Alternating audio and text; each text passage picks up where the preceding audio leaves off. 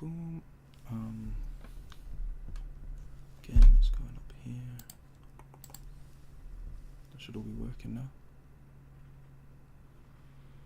You'd want to say so. You would want to say so.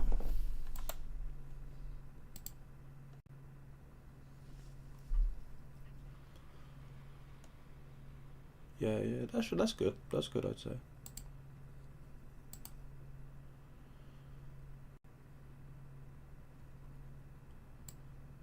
I don't know. The microphone might be a bit quiet. I don't know.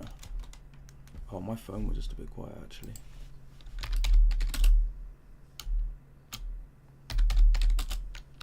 Oh, man.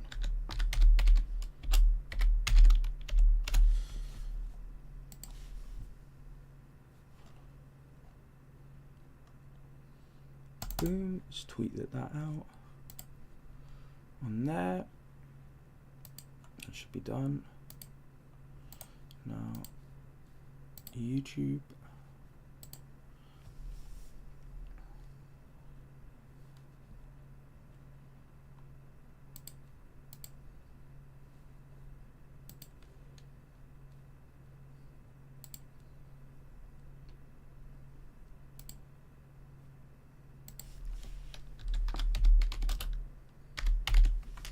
Boom. Post that one there. And then the last place we'll go in with this one, which is copy link. And in here. Bang, bang, bang, bang, bang. Bang, bang, bang, bang, bang. There we go. That should all be good. That should all be good. We should be up. We should be up. Villa winning 1-0. Brighton 2-0. Liverpool just won 2-0. Obviously, United won 2-1 earlier today. Let's look at these lineups. Oh, Enzo Maresca has listened to me. Enzo Maresca has actually listened to me. He has went and put João Pedro back in at the number 10. That's, bro, I'm telling you, this is why I'm called Nathaniel Knows Ball, because I know what I'm talking about, bro. I know what I'm talking about. The only issue is he is playing Malo Gusto, and Malo Gusto is not good. Obviously, Mikel Moreno starting as 9, Eze, Zubamendi, Rice, Saka, Martinelli, okay.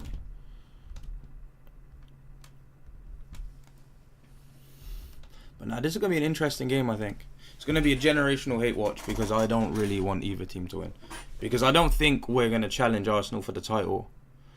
I don't think we're going to challenge Arsenal for the title after the last 3 games of City that I've watched. So for me, I think our title dream's done. So, you know, I don't really care now if Arsenal win the league because I don't think we're challenging. So I don't really want either team to win this game if I'm being totally honest. So it should be an enjoyable watch. But boom.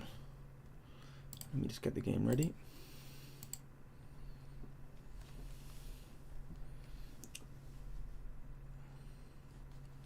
Watching the last minute of this Villa game. I mean, I can't imagine I'm going to watch anything interesting. They're already past the allotted amount of added time. And yeah, the final whistle blows literally like 10 seconds after I put the game on. So we didn't see anything interesting happen there. Boom.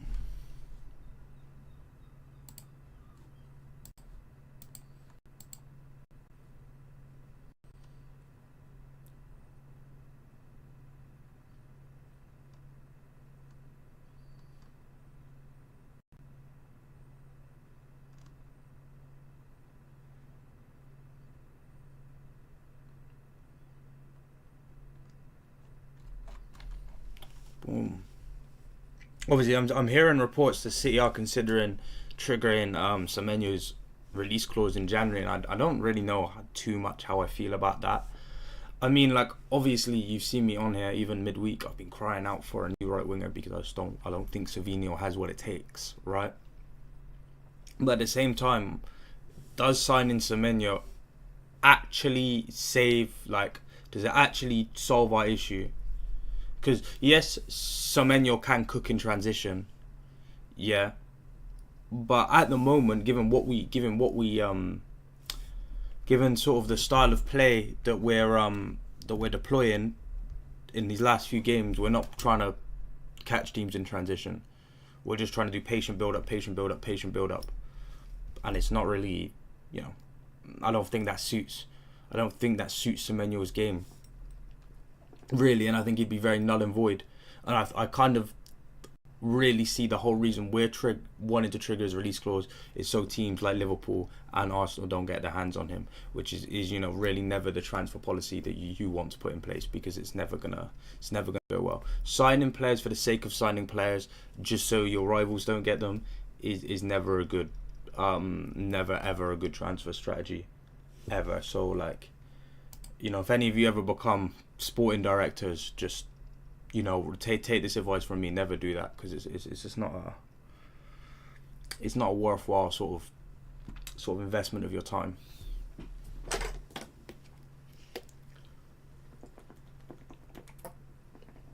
If I had to come on here and give a prediction, though, I honestly think this game will be a lot closer than people expect it to be. I think people are expecting Chelsea to get dog walked, right? Which obviously could happen, right? I don't think anyone here is expecting Arsenal to lose, but I think the game will be a lot closer than some people would want to admit. Because although like I've been hypercritical of Chelsea's like recent performances and saying that I don't think they play good stuff, they just get results. I think they could definitely cause Arsenal some issues. I think they've got the players to do that. I think the midfield battle is going to be very interesting. Like I said, what Arsenal are playing, Rice, Zubimendi and Eze up against Caicedo, James and Enzo. I think that's, there's a lot to unpack there. Obviously, most people are going to be focusing on who's going to have a better game, Rice or Caicedo, so they can use that to fuel their agendas, because obviously that's the in debate right now. Like, we've moved past Salah and Hazard, Foden, Saka, Palmer. Like, we're on Rice and Caicedo now. And again, I don't really think they're comparable. Like, they play the same position in the sense that they both play in midfield, but I'd say they're two completely different midfielders. If anything, like I'd probably be more inclined to compare Rice with somebody like Nico Gonzalez than I would to Caicedo. And obviously at the moment Rice would win that debate. I'm not trying to say that I think Nico's better than Rice by any stretch of the imagination. I just think that's the more sensible sort of comparison to make, rather than comparing him to a player like Caicedo. It's like if I came on here and started comparing Bernardo Silva and Cole Palmer just because they can both play midfield. Like, it's not sensible. It's not a sensible comparison, and you're not really gonna get anywhere with that, because the points you can make just don't make sense. They're not comparable players. They just play in the same zone of the pitch, and they can both play out on the right. But nobody enjoys watching Bernardo Silva play out on the right, if I'm being totally honest with you. Cole Palmer is bearable to watch him out on the right. I think when he was playing out on the right for City, I think in the final third, when it came to on the edge of the ball, and I'm obviously talking like raw Cole Palmer, like before he even became a Premier League like player, really. Obviously he scored goals for City, and he did score important goals. Obviously he scored in the Community Shield, which he unfortunately went on to lose in penalties. He scored the equaliser in the Super Cup, which we went on to win on penalties. Like, he's always had a knack for scoring in those big games, in those cup finals. But it's just, I thought he was very stiff when watching him try to move with the ball and dribble. And again, I'm talking when he was just breaking into the team, I think. But like, obviously, as he's improved as a player, he's his dribbling's a lot better. He flows a lot better with the ball. Again, I think he probably plays better in the midfield. But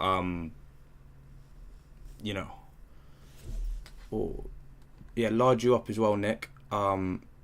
Speaking of larging up, I'm actually going to change how the chat looks, because I think that's actually ugly. Why is it so small? Oh, can I not change the size of this? That's tiny. Oh, am I gonna have to like do it like that? Yeah, that's nuts. 2-1 to Chelsea. You think 2-1 Chelsea? I could see that. There is a world where I could see that happening, but I don't know. I think Chelsea definitely have the better attacking players to put this game to bed, right? But I don't know. Arsenal are so much more. Nah. I'm not a Sparta Praga fan. Basically, if I'm to explain the scarf behind me, I bought it when I was on holiday in Prague. As you can see, I got a Slavia. I don't think you can really see it when it's not in how far back. I got a Slavia Praga cap as well, and then I got a Paris Saint-Germain cap from when I went to Paris.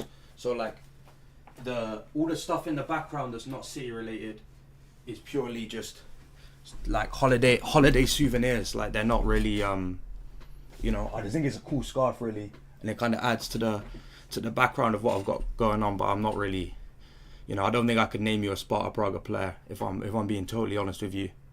It's all City around here. But yeah, as I was saying, I think Chelsea have the attacking players to go out and win the game, and they have the better attacking players to go out and win the game. But from what I've seen of Chelsea this season compared to what I've seen of Arsenal this season, Chelsea don't really have the ability to control a game. Like, a lot of Chelsea games are back and forth. Whereas I think if Arsenal get the first goal, or even get 2 goals, they can control the game and sort of see out the game a lot better than Chelsea can. I think even if Chelsea take the lead, they still, like, Arsenal still get plenty of opportunities compared to where if Arsenal take the lead, I think, they're much better and much more well equipped to see the game out compared to Chelsea. And I mean, again, obviously Esteval, Neto and João Pedro up front, that can cause a very unfamiliar Arsenal backline a lot of issues. And obviously they've got all their best players in there with Enzo, James and Caicedo in the midfield. The main people you're sort of looking at for Arsenal to target in there are Malo Gusto, who I'm really, really not a fan of Malo Gusto. I don't think Malo Gusto is very good. And obviously Trevor Chalobah. But, I think not having Gyökeres in the starting 11 to sort of bully his way past Chalobah is probably like one of the things that I'd say plays into Chelsea's favour with Mikel Moreno up top. Because again, we saw how Chelsea defend against a big striker. You even look at their loss to Sunderland, even though I think that was Tosin that made the mistake in that game. Like, there's not much ability-wise to split Trevor Chalobah's performances and Tosin Adarabioyo's performances this season anyway. So yeah, I think I'd be more likely to back Arsenal just based on their ability to see out a game compared to like Chelsea's all-out attacking threat. Because I've watched the last 2 or 3 Chelsea games in the Premier League, and I'm just not really impressed with the actual football they play. Like, in the final third, I think they're good. But like, their all-round football is not enjoyable to watch. I don't think they're particularly very good at football. Good at scoring goals, though, I'd say. Which is, again, obviously the main part of a football match. But I just think it's just a bit, just a bit naff. Where else was I checking? What was that? That shouldn't have done that. Yeah, there we are. Can I not do the thing so the chat messages disappear after they've... Oh, this is so irritating.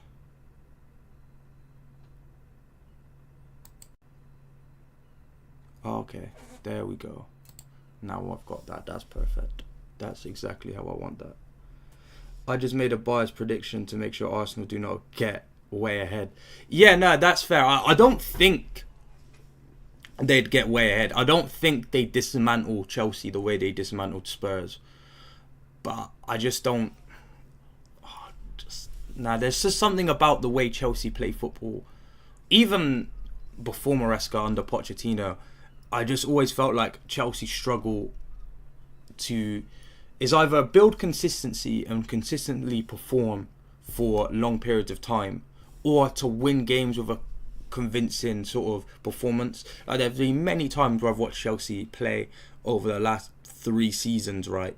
And they've won the game, and I'm just thinking to myself, I don't really understand how they've won the game because they've played absolutely diabolical football. I mean, the same happens sometimes when I watch City as well. There are periods of time where I would watch City, not even last season or this season, but in like seasons before, like 2021, 2022, 2023, where I'd sit there and think to myself, while the game's playing out in front of me, how are we the best team in this league? Like, I don't understand how we win so many trophies, because sometimes we would put out like some lackluster performances, to say the least. And that's kind of like the same I get with Chelsea. Obviously, I'm not saying Chelsea are the best team in the league right now, but they get results. They do get results, and they can string like a lot of good results together. You know, we saw them do that last season as well. But when they're playing football, you do sort of question to yourself, how do this team compete at the top level? Because it can be painful to watch. It can be painful to watch. And I'm kind of glad that I don't have to watch the lap up front again. I think the last 2 games I've watched of him in the Premier League against Wolves and Burnley, I just don't think he was really, really good enough. And I know for a fact that he can play a lot better than that. Obviously, we saw that at Ipswich. I saw that at City. You know, I know that he's a good football player. But from what I've seen from him in the last 2 games after he's come back from injury in the Prem, not really been good enough in my opinion. And again, the same with Pedro. I don't think, like, people will tell me that Pedro's so much better in the 10, and I watch him play in the 10, and I'm like, there's no way people think this is his best position. Like, I just think he's so wasteful and like almost like non-existent in the game when he plays in the 10 compared to when he plays in the 9. Like, he's just, there's no elegance about him on the ball. He can't really fit through tight spaces or thread that pass when he plays in the 10. But like, when I see him play in the 9, even against United when they obviously lost to United, you know, and the red cards happened, and he's the only attacker basically on the pitch. He was putting up a fight, you know, he was trying to hold off the defenders and hold the ball up. Big up, bro. How do you feel about yesterday's game against Leeds? Funny thing about that game against Leeds, so I came home from work, I watched the first half. Obviously City went 2-0 up in that first half, and then I fell asleep. Like at the start of the second half. I woke back up with the game still on, and we were 2-2 in the 90th minute, and I'm like, oh my god, like, please tell me I'm still asleep. And literally within like 10 seconds of me waking up, Shirky passes it to Foden. Foden takes a subpar first touch, obviously a good second touch. Vardio's, you know, the IQ for Vardio to jump out the way of that and not just like stand there like a lemon. And obviously Foden guides it in and we win. So, you know, I can say we played a good first half. I can say that, but from what I've heard, the second half wasn't good. And from the fact that I woke up and it was 2-2, I can probably back those statements without actually watching the second half itself. So I'm not really convinced at all, if I'm honest. Obviously I've went and seen the goals now. The 2 goals we conceded, I think the pass out originally to give Leeds the ball for the first goal was poor, but Nunes, obviously Vardio probably should have put his foot through it and cleared it. But Nunes was too weak to let Calvert-Lewin come across him and score. And then Vardio's defending for the penalty was diabolical. And obviously Donnarumma got unlucky that he didn't get a strong enough hand on it to save Nemecha's penalty. But yeah, no, you shouldn't be struggling against Leeds. You shouldn't be almost dropping points against Leeds at home after going 2-0 up. Like, that shouldn't happen. But I think the only positive I can say from that is Foden bailed us out. So it's positive for Foden when I was sort of very critical of him after the Newcastle game because he missed 2 clear-cut chances. Do I think we can win the league? No. If I'm being so honest with you, I don't think we can. We're just not like, we just don't have the killer instinct in us anymore. I think we need to win the League Cup. I think some of these players need a taste of winning because you look at some of the players in the squad like Savini, you look at Savinio, you look at Aït-Nouri, you look at O'Reilly, you look at Donnarumma, you look at Weinders, obviously Shirky. I don't know if I mentioned Shirky already. Shirky, Marmoush, Kusanov, Nico. You look at all of these players, right, that have not won any silverware with City, right? A lot of these players in the squad right now have not won silverware with City. They don't know that winning feeling, right? And the ones that have won trophies have won an absolute abundance where they probably don't even really care. That's a bit disrespectful to say that they don't care, but you know, it's not a big deal to them if they go out and win the Premier League or the FA Cup because they've won it in abundance already, and they know they're coming to the end of like sort of the tail end of their careers. Obviously that doesn't obviously count for Foden and Diaz, but when you look at Ake, Stones and Bernardo, obviously you know they're not going to be around for much longer. So to them, I mean, I guess the sort of winning feeling has sort of wore off. And obviously there are players that have won 1 or 2 trophies with us. But yeah, I just don't think we have enough proven winners in the squad at the moment. And they just need a taste of that sort of winning feeling. And I think obviously winning the FA Cup last season would have been a huge plus. Obviously that didn't shape out, unfortunately. That was a very disappointing trip home from Wembley for me. But yeah, you know, I just think the team is in transition. You know, we've lost a lot of key players that are very integral to our former success. Obviously Ederson, De Bruyne, Gundogan, Walker, you know, and obviously a lot of other players being on their way out. So, you know, it is transition. I think some of these players just need to get a trophy win under their belt and realise how good it is, how good the feeling is to win a trophy at Manchester City. So that's why I don't think we should slack off in the League Cup like we have the last 2-3 seasons, and I think we need to go out there, win that, and give some of these players the winning feeling to hopefully carry on into the FA Cup and the Champions League, because I think the league's done. The Champions League is in you know, we need to buck up our ideas if we just want to not make the same mistake that we did last season. And obviously the FA Cup hasn't started for us yet, but the league I think is done. But you know, there's still hope for the 3 other competitions. In my opinion, I think it's very, very important that we don't go 2 seasons in a row trophyless, because that's when things start to, like, alarm bells start to ring. You know, a bit like kind of how things started off at United, but you know, United don't really, when you actually think about it, United don't go trophyless as that often when you actually think about how bad they are. So yeah, you know, we can't go trophyless 2 seasons in a row. And that's just kind of the way I see it. I don't think it's good enough, really, especially for a team of our stature.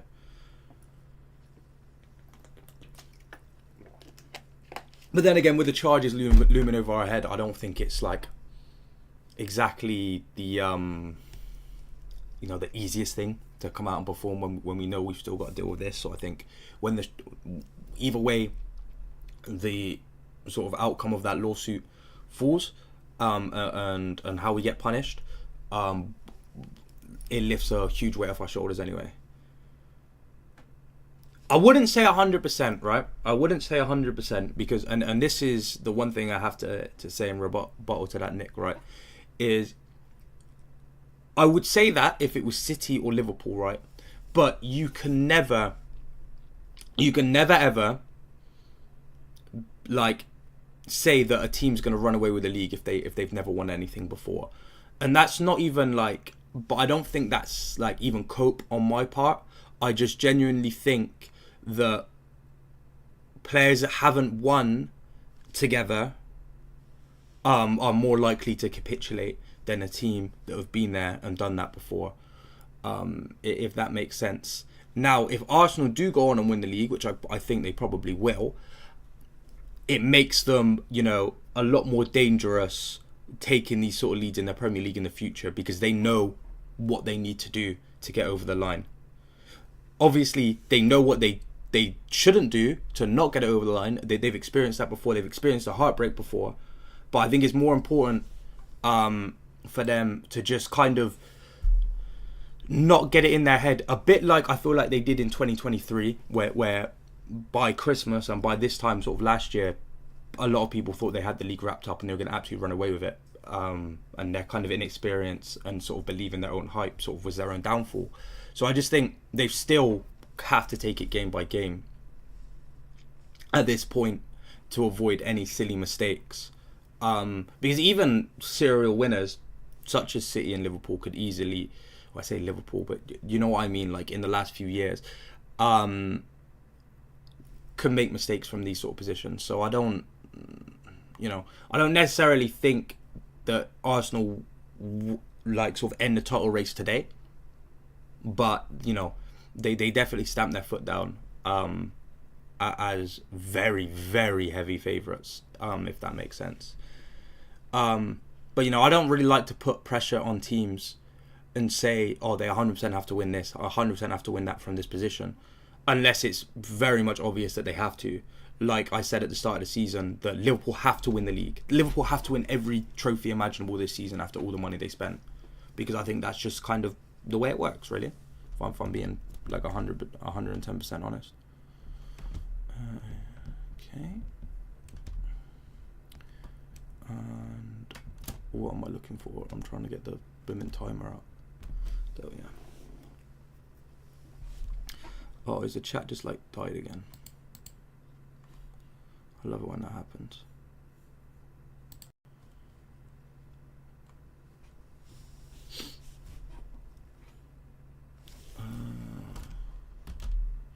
Right, let's see. Is there anyone aura farming in this as we start and do the handshakes?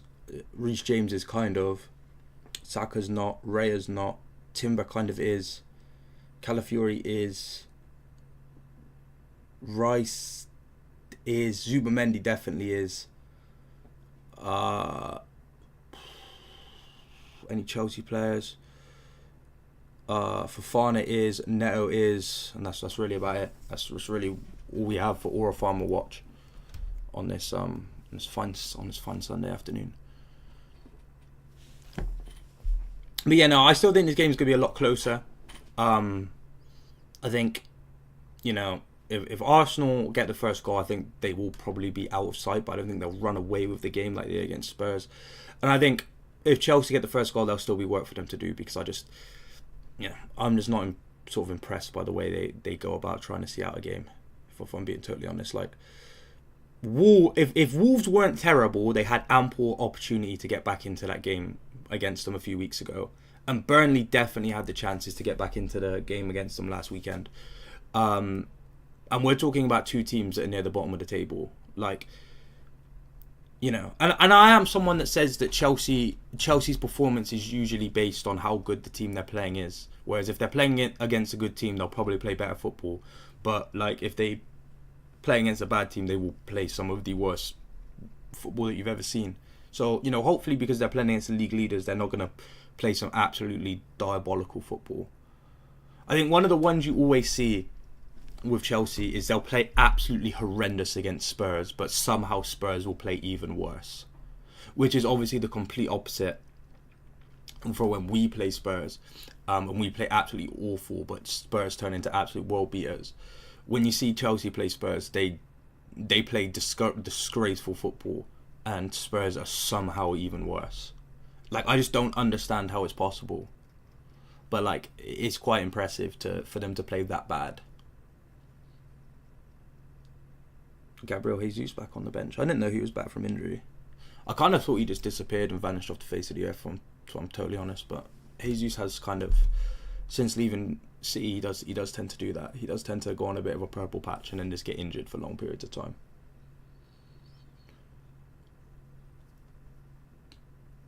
Garnacho back on the bench.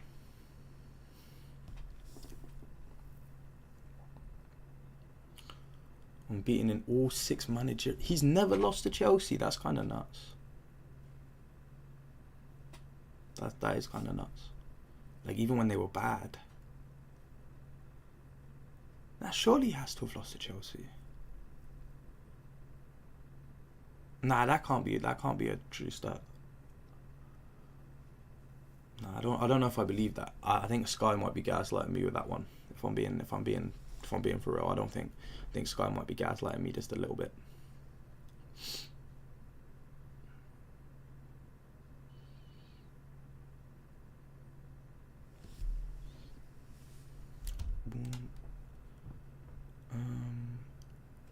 Oh, can they kick off so I can just press this timer, please?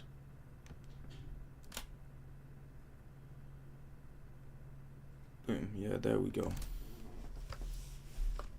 So Arsenal get us underway at Stamford Bridge, and they've already got a throw-in after Raya kicks it long and Chalobah deals with it, puts out for a throw-in, and Timber's going to take that one.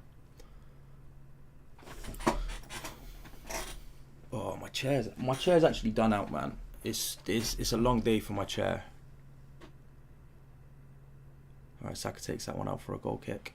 But yeah, no, it's a long day for this chair, man. I think we're finally seeing on its very, very last legs, which is obviously unfortunate to see.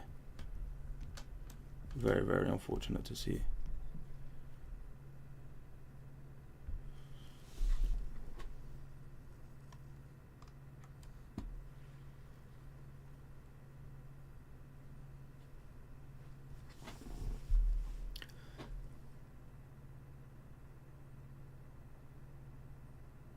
Yeah, again, I don't know. I'm just already seeing from that one goal kick alone, I'm seeing Pedro put him up more fight than I saw Delap in the last 2 games. If I'm being for real, like. But I don't know if that's just me bugging out, like. Personally speaking.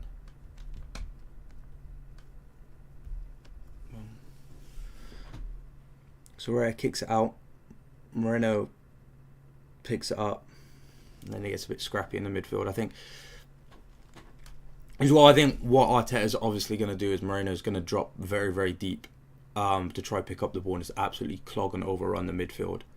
And just to try free up Eze. But I guess it's kind of good to see. Sorry, excuse me. I think it's kind of good to see obviously Eze play in midfield. And not have him just do touchline shifts like he was doing when he first came into the club and being basically utilised as like the Arsenal version of Grealish.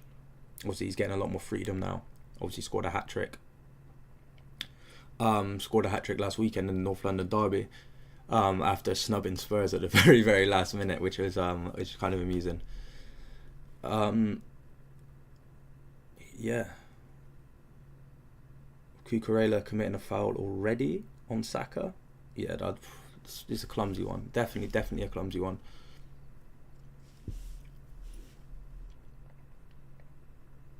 %100% a clumsy one.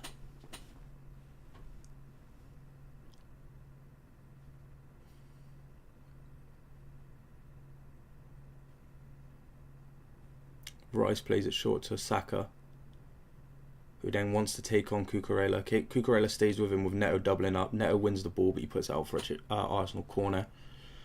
Wait, corner goal kick? No way that's a goal kick.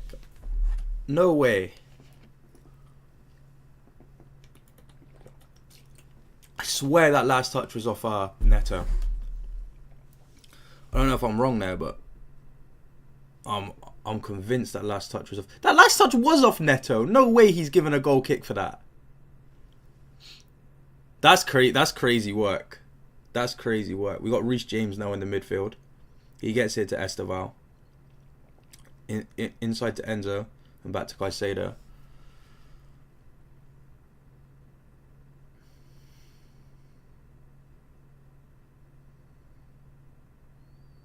Caicedo does lose possession, but is deemed a foul by Declan Rice.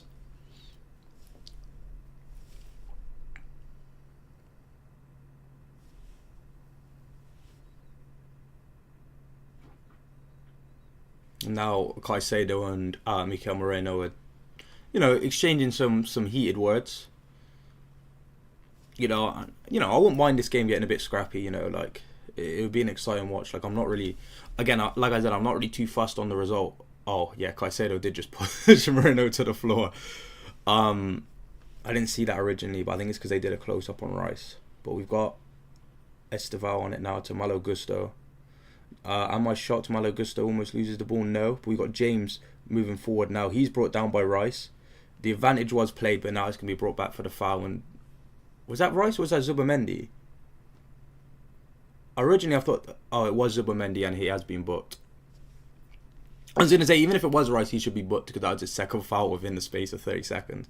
But it was Zubamendi. James takes a heavy touch and then doesn't take a great touch inside as well. But Zubamendi just sort of puts his arm around him to stop him advancing any further, which I don't think is really needed. I don't really think James was going anywhere with that ball if I'm being 100% like honest with you. But yeah, Zubamendi gets the first yellow card just 5 minutes into this game. Sanchez now has the ball. Plays it out to James. Tell you what, Chelsea really do need another midfield option because they've got Lavia, who's always injured, Caicedo, Santos, Enzo, and James. That's really it. Like, I don't know, that's just not enough depth, especially when you know that Lavia is always injured and Reece James, obviously he's got a lot better recently, but he doesn't have the greatest injury record, and you can't just play Caicedo and Enzo every game because they're just going to end up like Rodri. So yeah, they definitely do need, and I don't think, like, I'm not 100% sold on Santos. Like, some people tell me he's awful. I've seen him play good in a few games, but like, I wouldn't say he's the finished article and ready to be starting like 20-25 games for Chelsea a season. So they could definitely do with some more midfield options, but I guess the more pressing issue at the moment is centre-back because, wow, some of their centre-back options are interesting to say the least, especially with Colwell out for the season. Chalobah does win the ball now, and he looks to advance it forward and just plays an absolute honking ball out to Esteval, and it goes out for an Arsenal throw-in.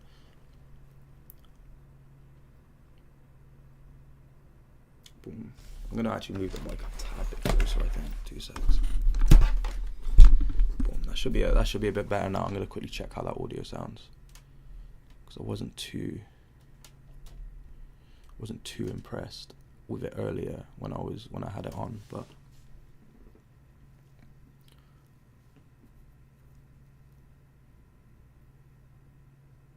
I got Timber now. That's a foul.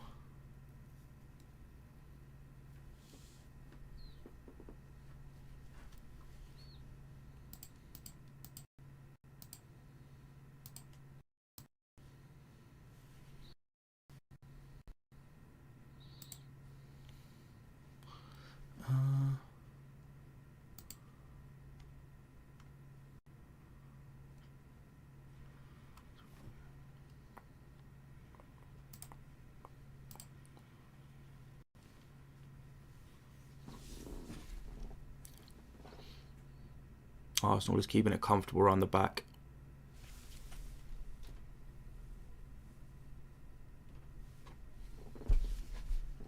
There's not really much urgency in this Chelsea press. They're just kind of letting Arsenal do their thing here, which is, I wouldn't say is exactly ideal.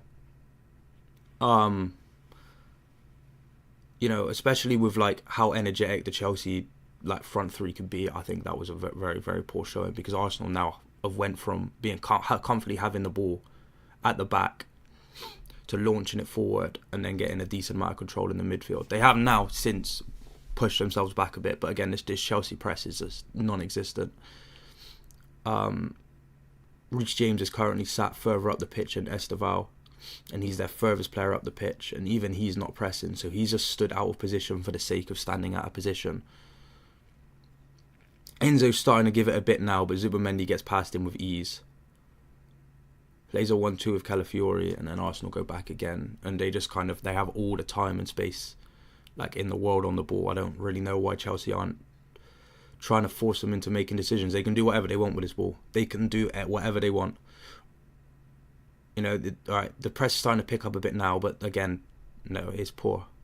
But that is a misplaced pass by... I don't actually even know who that was that misplaced that pass. And Chelsea do have possession. And look, Arsenal are actually trying to press and make Chelsea make decisions on the fly and try to force a mistake. You know, Arsenal lost the ball really poorly under no pressure at all. But, you know, at least they're trying to win it back here. Chelsea are passing side to side based on the fact that, you know, they're kind of being forced to. But never mind. I was about to say that's a good pass, but I realised it was Gusto that it was aimed at, and I didn't really have much faith in him in controlling the ball. We've got Eze now. He passes back to Timber. Timber to Mosquera. Now we got Rice. He runs into a tackle from Reece James, but he's able to knock the ball onto Calafiori beforehand. This game started really, really slow. But I guess that, again, does play into Arsenal's sort of game plan. That's a foul by Cucurella on Saka, the second one of the game. And, yeah, he's going to be booked. And I'm, you know, not really shocked on that. So Zubimendi and Cucurella both in the book. I think that was very needless. I think that one was a very needless foul. I think the first one was clumsy, but that one was needless. That one was needless. Does he actually get a touch on the ball there, actually?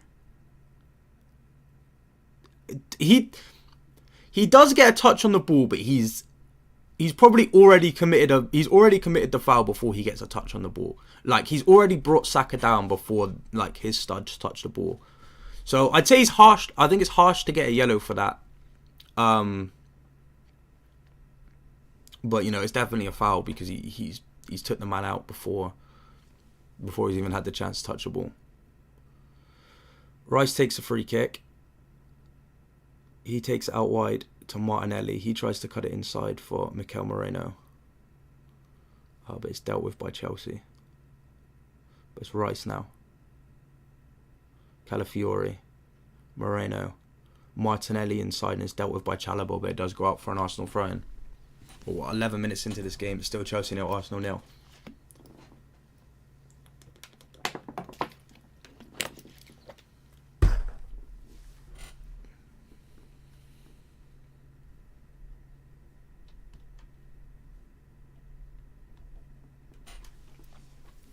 Rice goes out to take the throw in.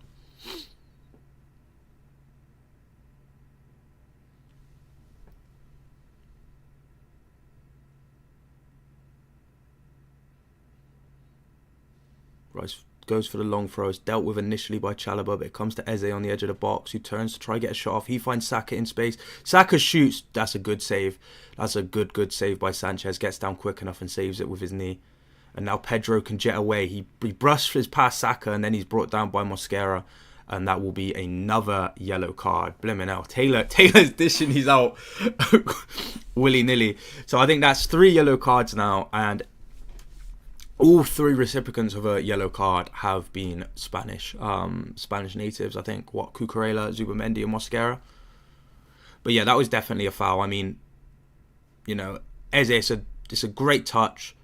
Great pass to Saka, who's just about onside, being played onside by Pedro. He shoots. Very, very good save by Sanchez. You look at this again now. Yeah, he's down quick to react to that. That's a good save. It wasn't with his knee, sorry. It was with his leg. Sanchez now with a terrible pass out from the back, but it does clip Declan Rice, who was in an offside position. So it is going to be a Chelsea free kick, and they get away with that. But, you know. And that's why I'm very, very hesitant to praise Sanchez, because my friend Joe, used to always tell me, he's a big Chelsea fan, always used to tell me that Sanchez was not that great. And I didn't really kind of listen to him. But then I started watching him, and I'm like, yeah, this guy's a bit of a madman. He's a bit, you know, he's lost it just a tad. So I'm very, you know, I'm not very quick to praise him because I know it could all go wrong. It's a bit like when Matheus Nunes plays for City. I won't praise Nunes in the game because I know he could ruin it with just a moment of madness, and that's kind of how I view Sanchez. because he can do some crazy, crazy stuff. I mean, you even look at the first game of the season against Palace, where Palace had that goal disallowed. like he shouldn't have been conceding that free kick. Like, I don't care, disallowed or not, he shouldn't have been conceding that, and he really did get bailed out by VAR because that was crazy work. But we got Reece James coming forward. He's brought down by Eze. Taylor waves that one away though. Now Martinelli even is dispossessed by Chelsea, and Fofana has it at the back. He passes sideways to Chalobah, who goes back to Fofana. This time it's Arsenal's turn to just not press and now allow the opposition to do whatever they want on the ball. Chalobah. That's a wayward pass out to Enzo, but it's dealt with by Caicedo. The cross is dealt with by Caicedo. Again, Chelsea are really sloppy with these passes out from the back, and it's always finding an Arsenal midfielder instead of their intended target. Now Chelsea are starting to step up the press, but Arsenal passed through it initially, but Enzo wins it back. And now it's Esteval.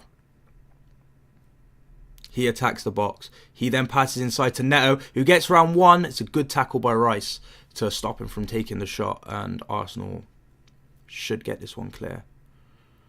Calafiori should just launch that long. Brushes off a challenge from Esteval, and then it does eventually go long, but the header's won by Gusto, and then Caicedo just about puts Eze off and wins Chelsea the ball back in a very unorthodox way, if I'm going to be totally honest. And then it's Chalobah.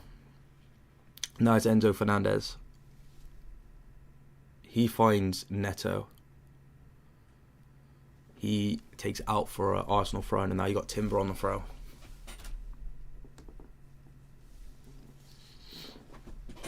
Obviously, still Chelsea nil, Arsenal nil.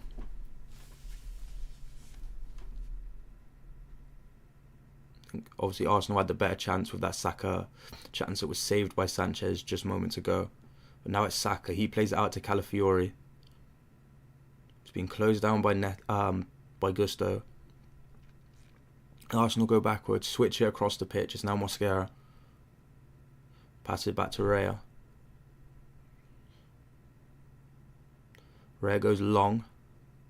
Tries to find Calafiori, but it's won by Fofana, and then it's hooked clear, and it just goes straight back to Mosquera, and Arsenal can rebuild. That's a wayward pass though by Zubamendi, and now it's Chelsea that win it back. Enzo Fernandez, Fofana, Trevor Chalobah, back to Fofana, it's out to Esteval.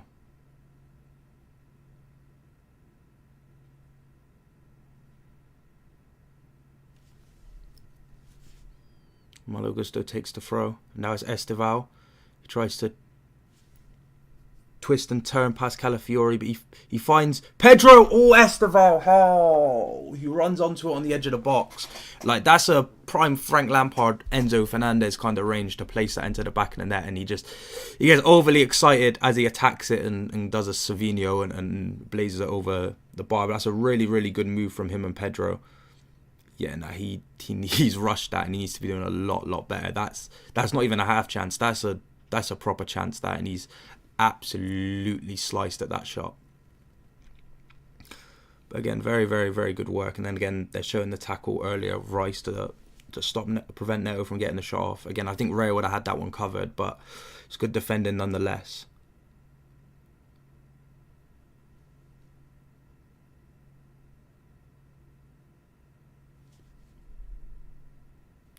Esteval really should have done a lot better. The more and more I see that chance and sort of think about it, he has to at least get that on target.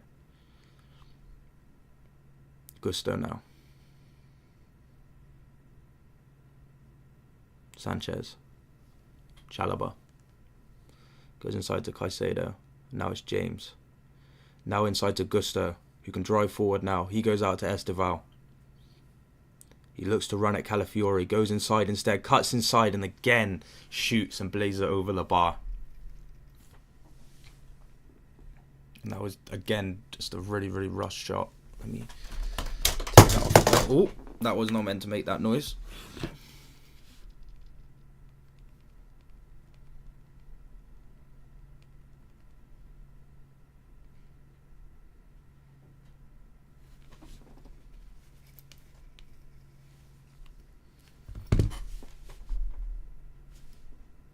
Oh, it's Mosquera.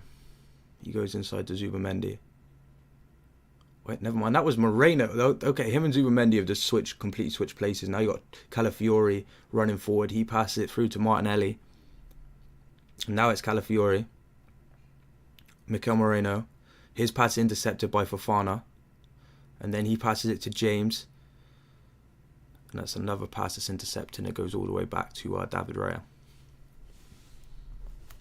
20 minutes played, still 0-0. I think both teams have had chances. Saka's drew a very good save from Sanchez, and Esteval should have done a lot better with the chance. I think you've got Enzo Fernandez running onto that, and that's 1-0. That's 1-0 Chelsea. But now here's Saka. Intercepted by Caicedo, but Zubamendi gets the second ball, but he plays the pass to Calafiori out for a Chelsea throw-in. Both teams have been quite sloppy with their passing now, if I'm being totally honest.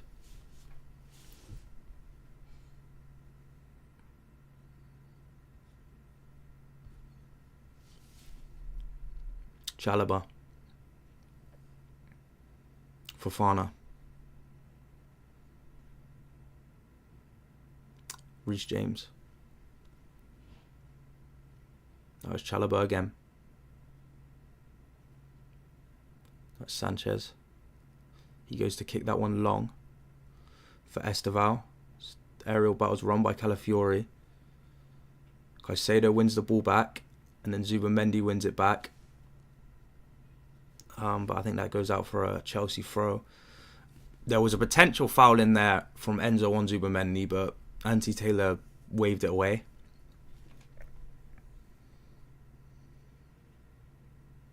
Pedro, he plays it over the top to Enzo, and that's a very good touch, and that's also a very, very good tackle from Jurrien Timber, who has stayed down on the floor.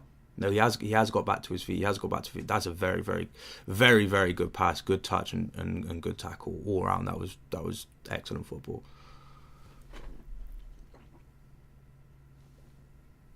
There we got Chalobah. Sanchez.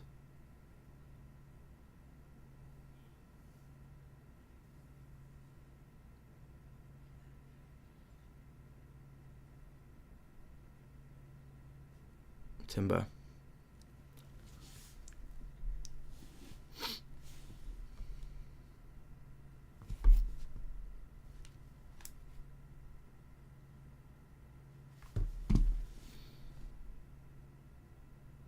Pedro. Nah, it's out for a... Is that out for a Chelsea throw? I thought I could have swear that came off Pedro, but I must be blind, man. I might need to get the glasses out. I might need to back the specs out. Got Neto on the ball now. Now it's Cucurella. Chalobah. James. Cucurella. Back to Sanchez. That was a bit of a risky pass, if I'm totally honest. Sanchez has the ball again now. And he just hits it long to try find Malo Gusto, of all people. Header's won by Calafiori, but now Pedro's got the ball. And now it's Esteval. He plays it. No, poor pass inside to Gusto.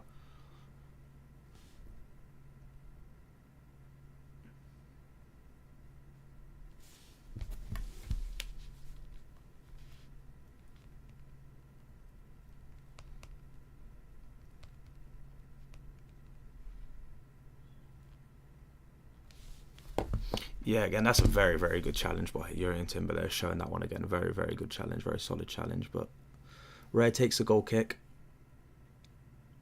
Caicedo wins it. It's held up by Pedro. And now it's James out to Gusto. Gusto inside to Esteval. Esteval crosses the ball in, claimed by Raya. Again, as expected, everything that's happening for Chelsea is going through Esteval. You weren't really going to expect anything else. Coming into this game, obviously, Esteval's their best player this season.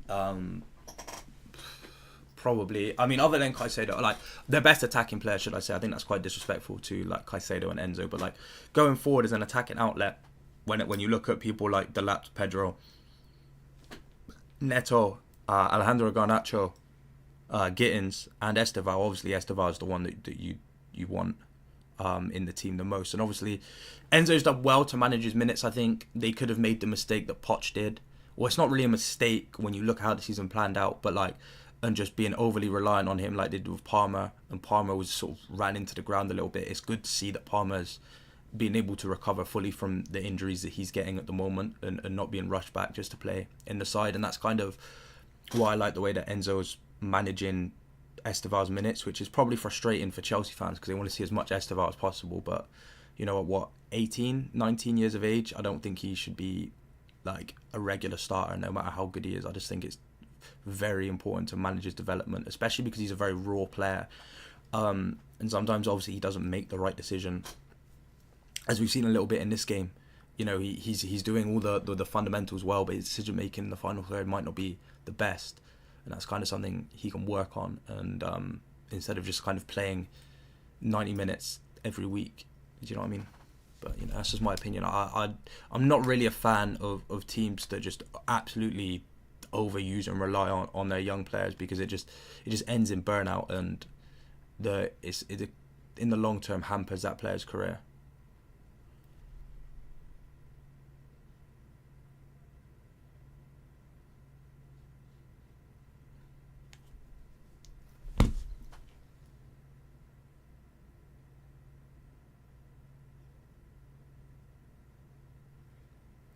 Chelsea free kick though.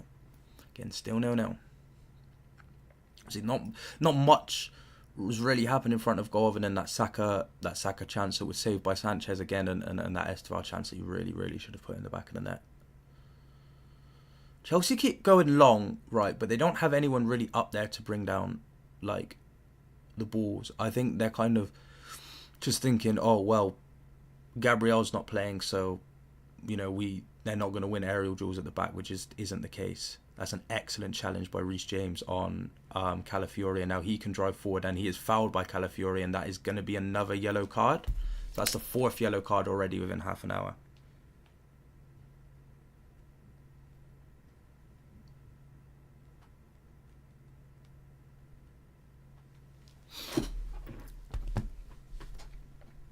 Yeah, no, it was a very good tackle from James, and the run was...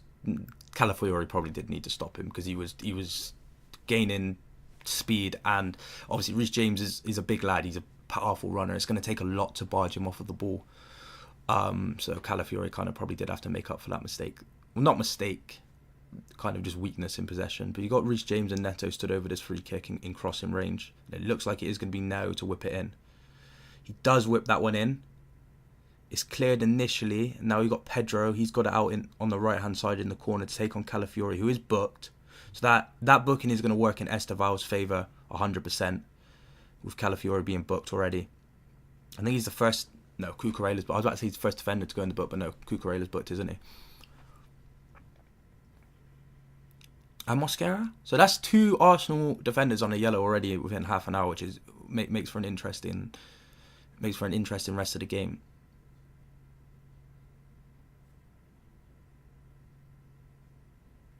Speaking of Mosquera, he's got the ball. He passes back to Raya.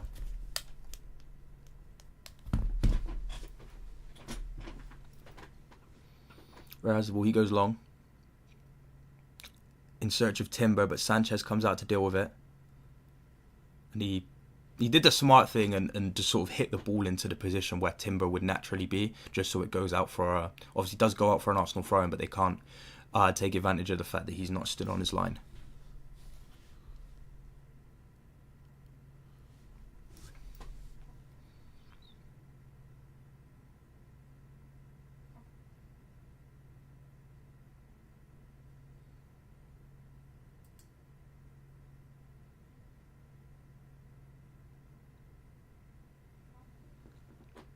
Jurgen Timber on the throw-in. Still Chelsea 0, Arsenal 0. Is that a foul throw?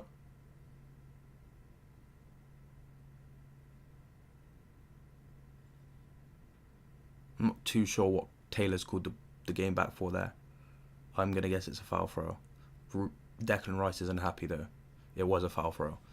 And now we've got Cucurella to take a throw for Chelsea.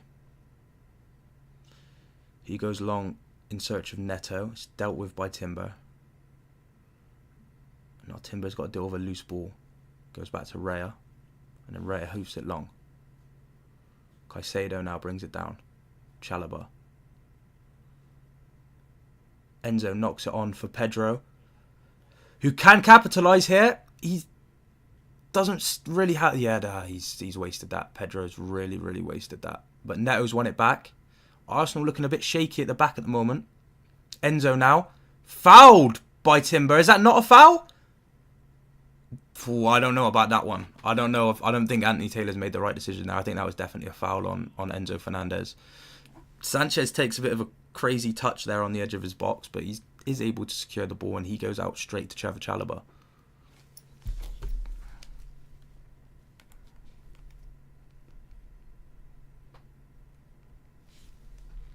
Neto wins the initial header. Enzo then loses out to Zubamendi, but I think it was given as offside. We'll look at this chance again. Enzo wins the header against Mosquera, and then Pedro pounces, makes him a defender make a mistake. Calafiori tries to get across. He doesn't, but he does put Pedro off. Then his pass into Enzo is not good enough. Neto obviously then gets to the ball before Mosquera. But again, they don't really do with anything. But again, Chelsea want this a lot more than Arsenal do at the moment. But the score is still the same, and it's going to take one moment of magic for Arsenal to take the lead of this game and really take it out of the hands of Chelsea. Because I think when they get the lead, I think it's going to be very, very difficult. Or if they get the lead, should I say, it's going to be very, very difficult for Chelsea to find themselves back into this game. So Chelsea going to need to capitalise on this good performance soon before it's sort of null and void. And Calafiori passes into Saka there. Saka holds it up well, but is eventually dealt with by Chalobah, and now the ball finds Gusto. He's got Esteval and Pedro ahead of him. He takes Esteval. Esteval cuts inside once, cuts inside twice, then lays it off to Fernandez, who shoots, and it's saved by Raya. He goes out to Calafiori, who knocks it onto Mikel Moreno, who loses out to Gusto, but it is going to be another Arsenal throw-in. Yeah, you look at this here.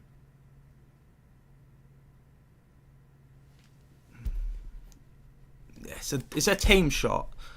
You would expect Raya to save it, but he did well to keep hold of it. If that makes sense, you know what I mean?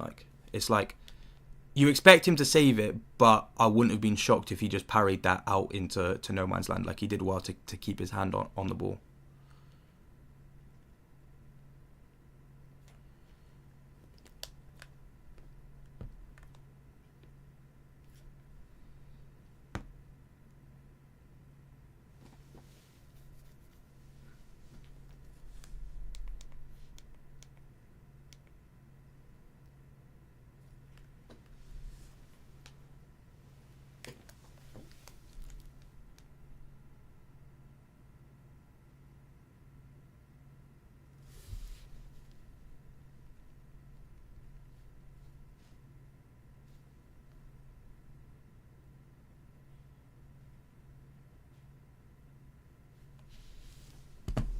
Is that another foul by Cucurella on Saka? He does need to go careful. He's already in the book, and that's his third foul on Saka. So, again, Saka's eyes are going to be lighting up with the fact that Cucurella seems to foul him every single time, and Esteval's going to be very, very licking his lips at the fact that Calafiori's on a yellow. So, with the two wing-backs on the sort of preferred side of the pitch for their opponents being on yellow cards, it should make this game a lot more interesting.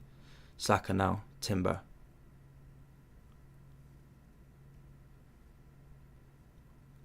Moreno's now been brought down by Caicedo, but play goes on with Eze, and now it's Martinelli. Both players are still down on the floor. The cross is from Martinelli, blocked by Timber, but it now goes out for an Arsenal throw-in, and they should be able to go deal with what's happened there with Caicedo and Mikel Moreno. It looked like a late challenge from Caicedo, but if we can get a replay of that, They're both still down, and Caicedo looks like he's in a significant amount of pain.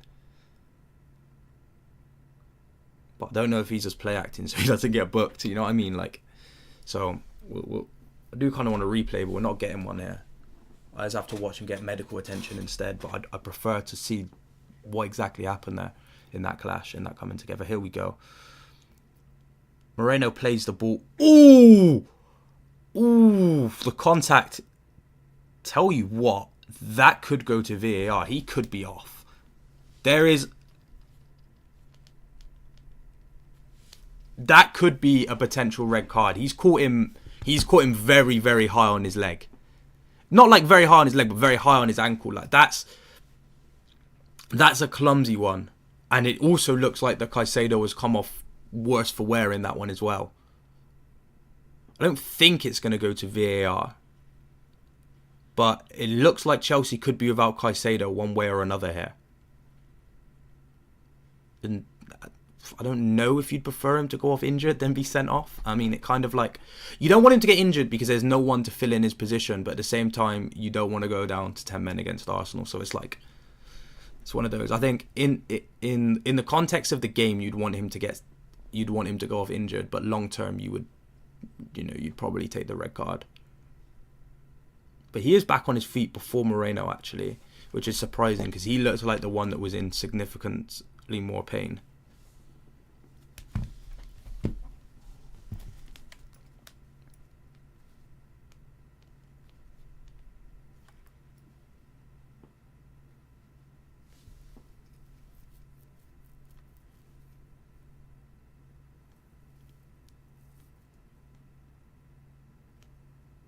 Caicedo does go into the book for that challenge, so he is not going to get sent off, but he will go into the book for that.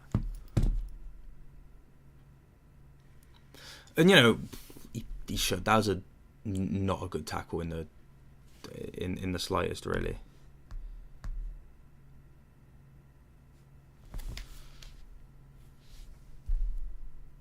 Wait, no. Taylor is going to go look at the screen. Yeah, I think he's going to go. Yeah, he's going to go. He's gone. He's gone. Caicedo's gone. Yeah, that's a red card. Yeah, that's 100% a red card. Yeah, it's not good. It's not good. Because, I mean, even, like, obviously they're slowing it down and looking at it, but even at full speed, that does not look good. It does not look like a good challenge at all.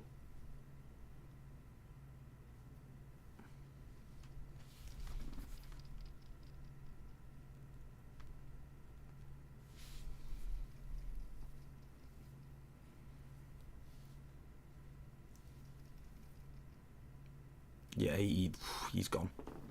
100%. There's no way Taylor looks at that and doesn't send him off.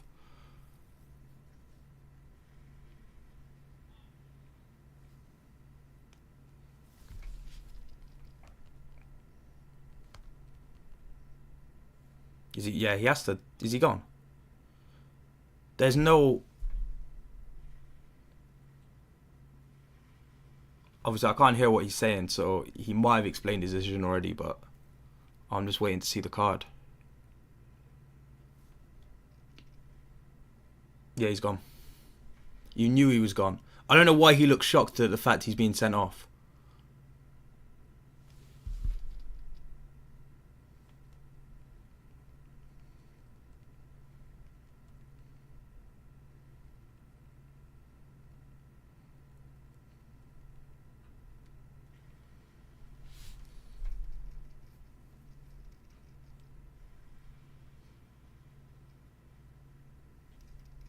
Yeah, that's poor. That's not good. That's not good. I think Arsenal 100% win this game from here now. Arsenal 100% win this game from here now. Where's what I'm looking for? There it is. So yeah, Caicedo gone, still 0-0, but I don't think it's going to stay 0-0 for long. That is that's not a good challenge at all. That's not a good challenge at all.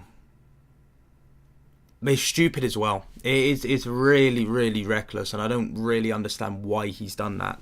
The ball was already gone by the time that he's went in for the challenge.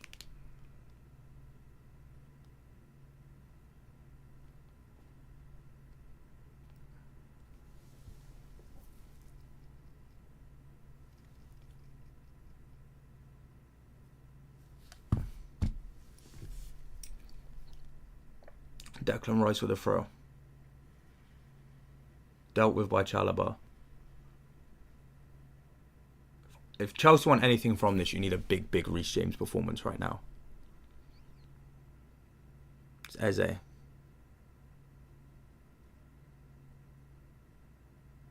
Rice, Timber.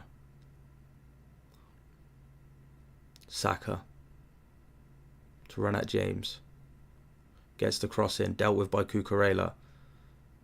Then the switch by Timber to Rice. Dealt with by Chalobah. Free kick to Chelsea.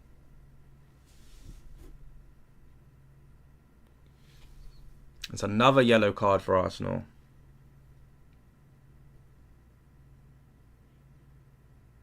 Let's look at it again. Yeah, tell you what.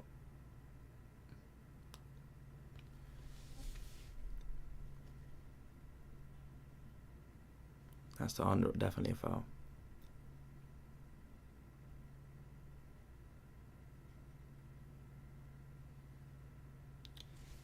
Hincapite now goes into the book as the what? So we've had one red card.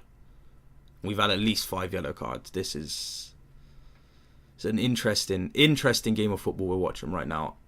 And that one, you know, obviously it's an accidental elbow to the face, but that could have easily been deemed as reckless foul play. The thing is, like, even at this rate, I could see both teams ending the game with 10 men. Because Taylor's being very, very loose with the yellow cards. And some of the tackles that are going in aren't great. Obviously, prime example being that Caicedo tackle.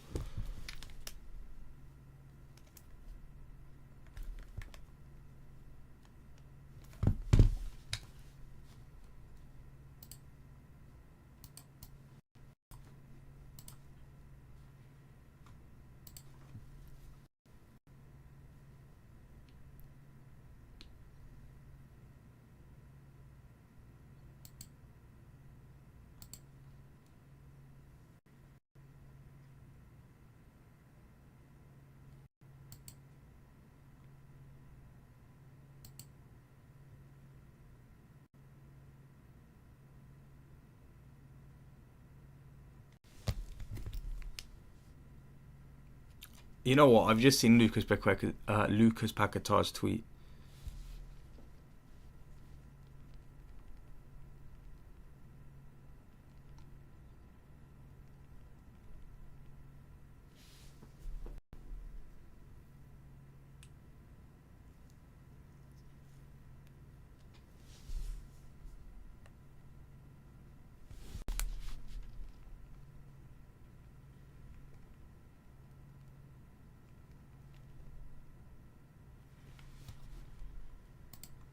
Trevor Chalobah is now back up on his feet.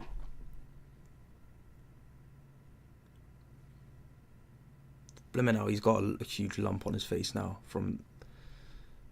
Yeah, nah, it's not... That's not a he's reckless with his arm, but that's not a deliberate elbow, so I don't think that should have been deemed a red card.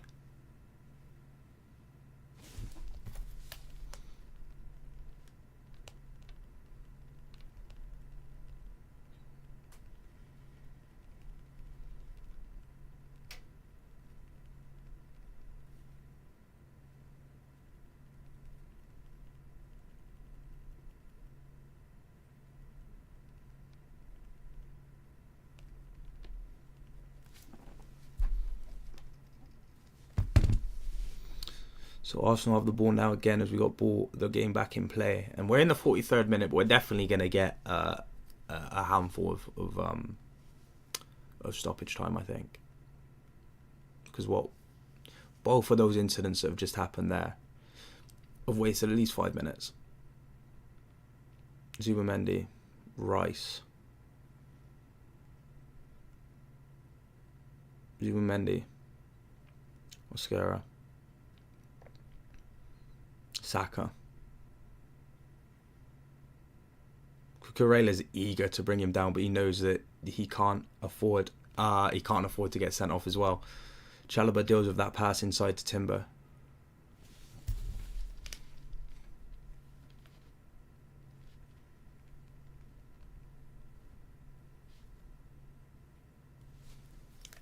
Corner to Arsenal though. I think this is their first one of the match. Obviously they have the most goals from set pieces this season. Chelsea are only 2 behind them though. Could be 3 from this one though.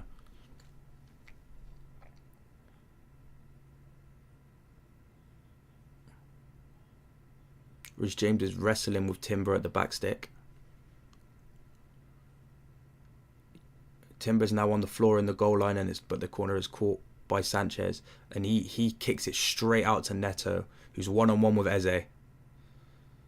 He cuts inside, finds Gusto.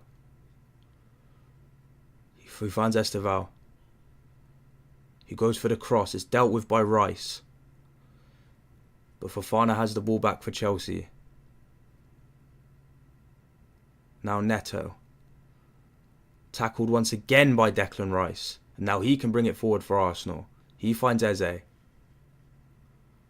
who passes it forward to Martinelli, who finds Rice, who goes back to Martinelli. Martinelli shoots, and that's a very, very good save by Sanchez. And there has been 5 minutes added on. So it looks like I was correct. Yeah, a very good 1-2 between Rice and Martinelli there, and it's a good strong hand from Sanchez to initially deny the shot, and then he's able to claim it and keep hold of it. James now finds Esteval. Now Esteval back to James. James takes a shot. It is blocked. Headed clear by Calafiori, but only as far as Gusto. Still Malo Gusto now. Chalobah. Fofana. Neto again.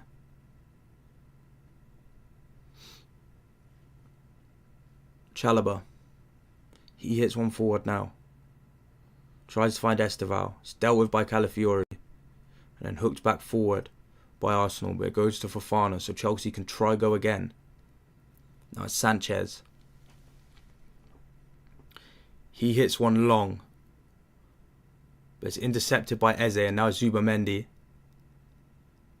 Mikel Moreno, he tries to pass one inside for Martinelli, but it's intercepted by Cucurella. But his clearance falls to Timber. That one's then dealt with by Enzo. Then Chelsea try to go long to Pedro, but it's dealt with by Rice. Now it's Calafiori back to Rice.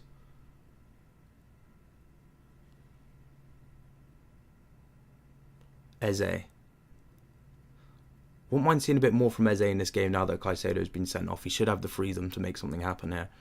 Zubamendi. Calafiori. Cross blocked by Fofana. It's another Arsenal corner.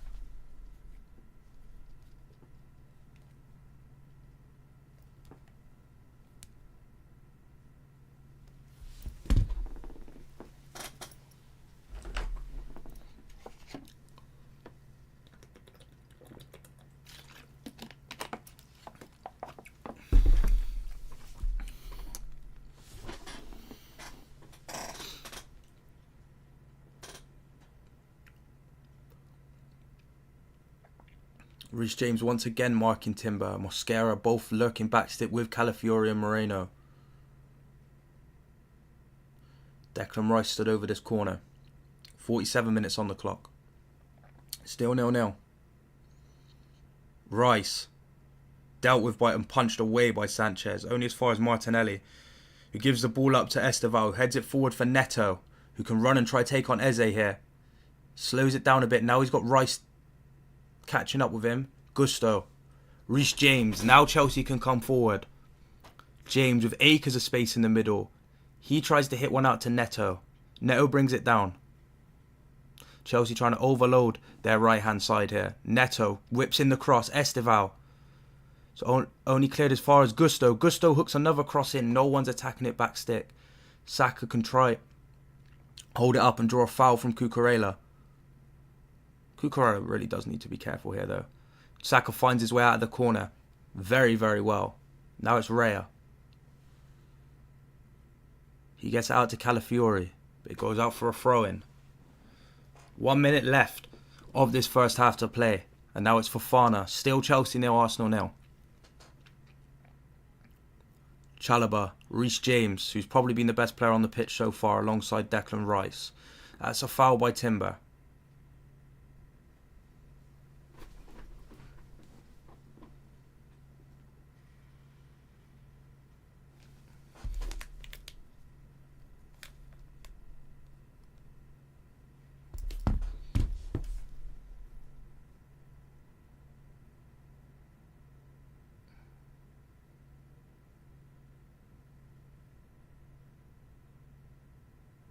Oh, it's Chalobah. He hits it long. Pedro brings it down. Does it touch an arm? Doesn't really matter though. He hasn't really gone anywhere. Mosquera's still there with him. And now it's Enzo, who tries to take it back past Mosquera. Does very, very well. But he's got a lot to do here from this wide position, as he's boxed in by 2 Arsenal players. Mosquera puts it out for a throw-in, but he goes down holding his face.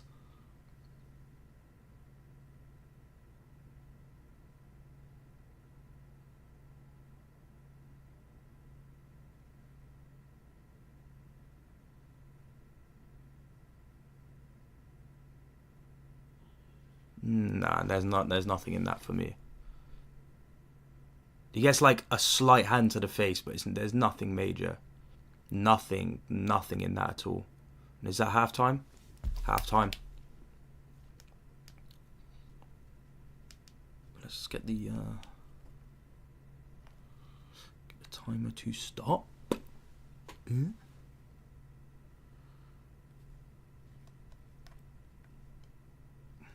There we go. So half-time, it was a very, very interesting first half. Very, very scrappy first half. I mean, if I go and look at the stats now, where am I going on here? If I go and look at the stats now, there's been 4 yellow cards to Arsenal, 1 to Chelsea, and obviously Chelsea have the red card as well. Both teams have committed 7 fouls, and yeah, it's been a very scrappy game. Obviously, 5 yellow cards. Some of them a bit softer than others. Taylor's trying to stamp his authority on this game. It's very stop and start. But obviously, both teams have had chances. I think Chelsea had the better chance. I think Esteval really should have scored from that opportunity he had. Obviously, Saka drew a good save from Sanchez. But Arsenal haven't so far really taken advantage of their man advantage that they have in the game, which is very, very surprising given the amount of men they have in the midfield, right? With Moreno dropping deep, Zubamendi, Rice, Eze, even Timber drifting in there at times. They're really not making things as difficult as you'd expect them to for Reece James and Enzo Fernandez. I think even coming from the sort of second half, off of the red card, I think Reece James is getting a lot of space in the midfield, and I think if I'm to give the best player of the first half out to anybody, it's either Declan Rice or Reece James. I think they've both been very good. James did really well to get Calafiori booked, but yeah, I just think Arsenal are allowing James to have a lot of space and time on the ball. I think because Calafiori is now booked, Chelsea are doubling up on him with having Neto and Esteval out there at times. One thing I do find very interesting is when the ball is lumped forward a lot of the time, it's usually Gusto bringing it down, which I find really interesting that he's sort of finding himself in those pockets. I think defensively, Arsenal have been a little all over the place. I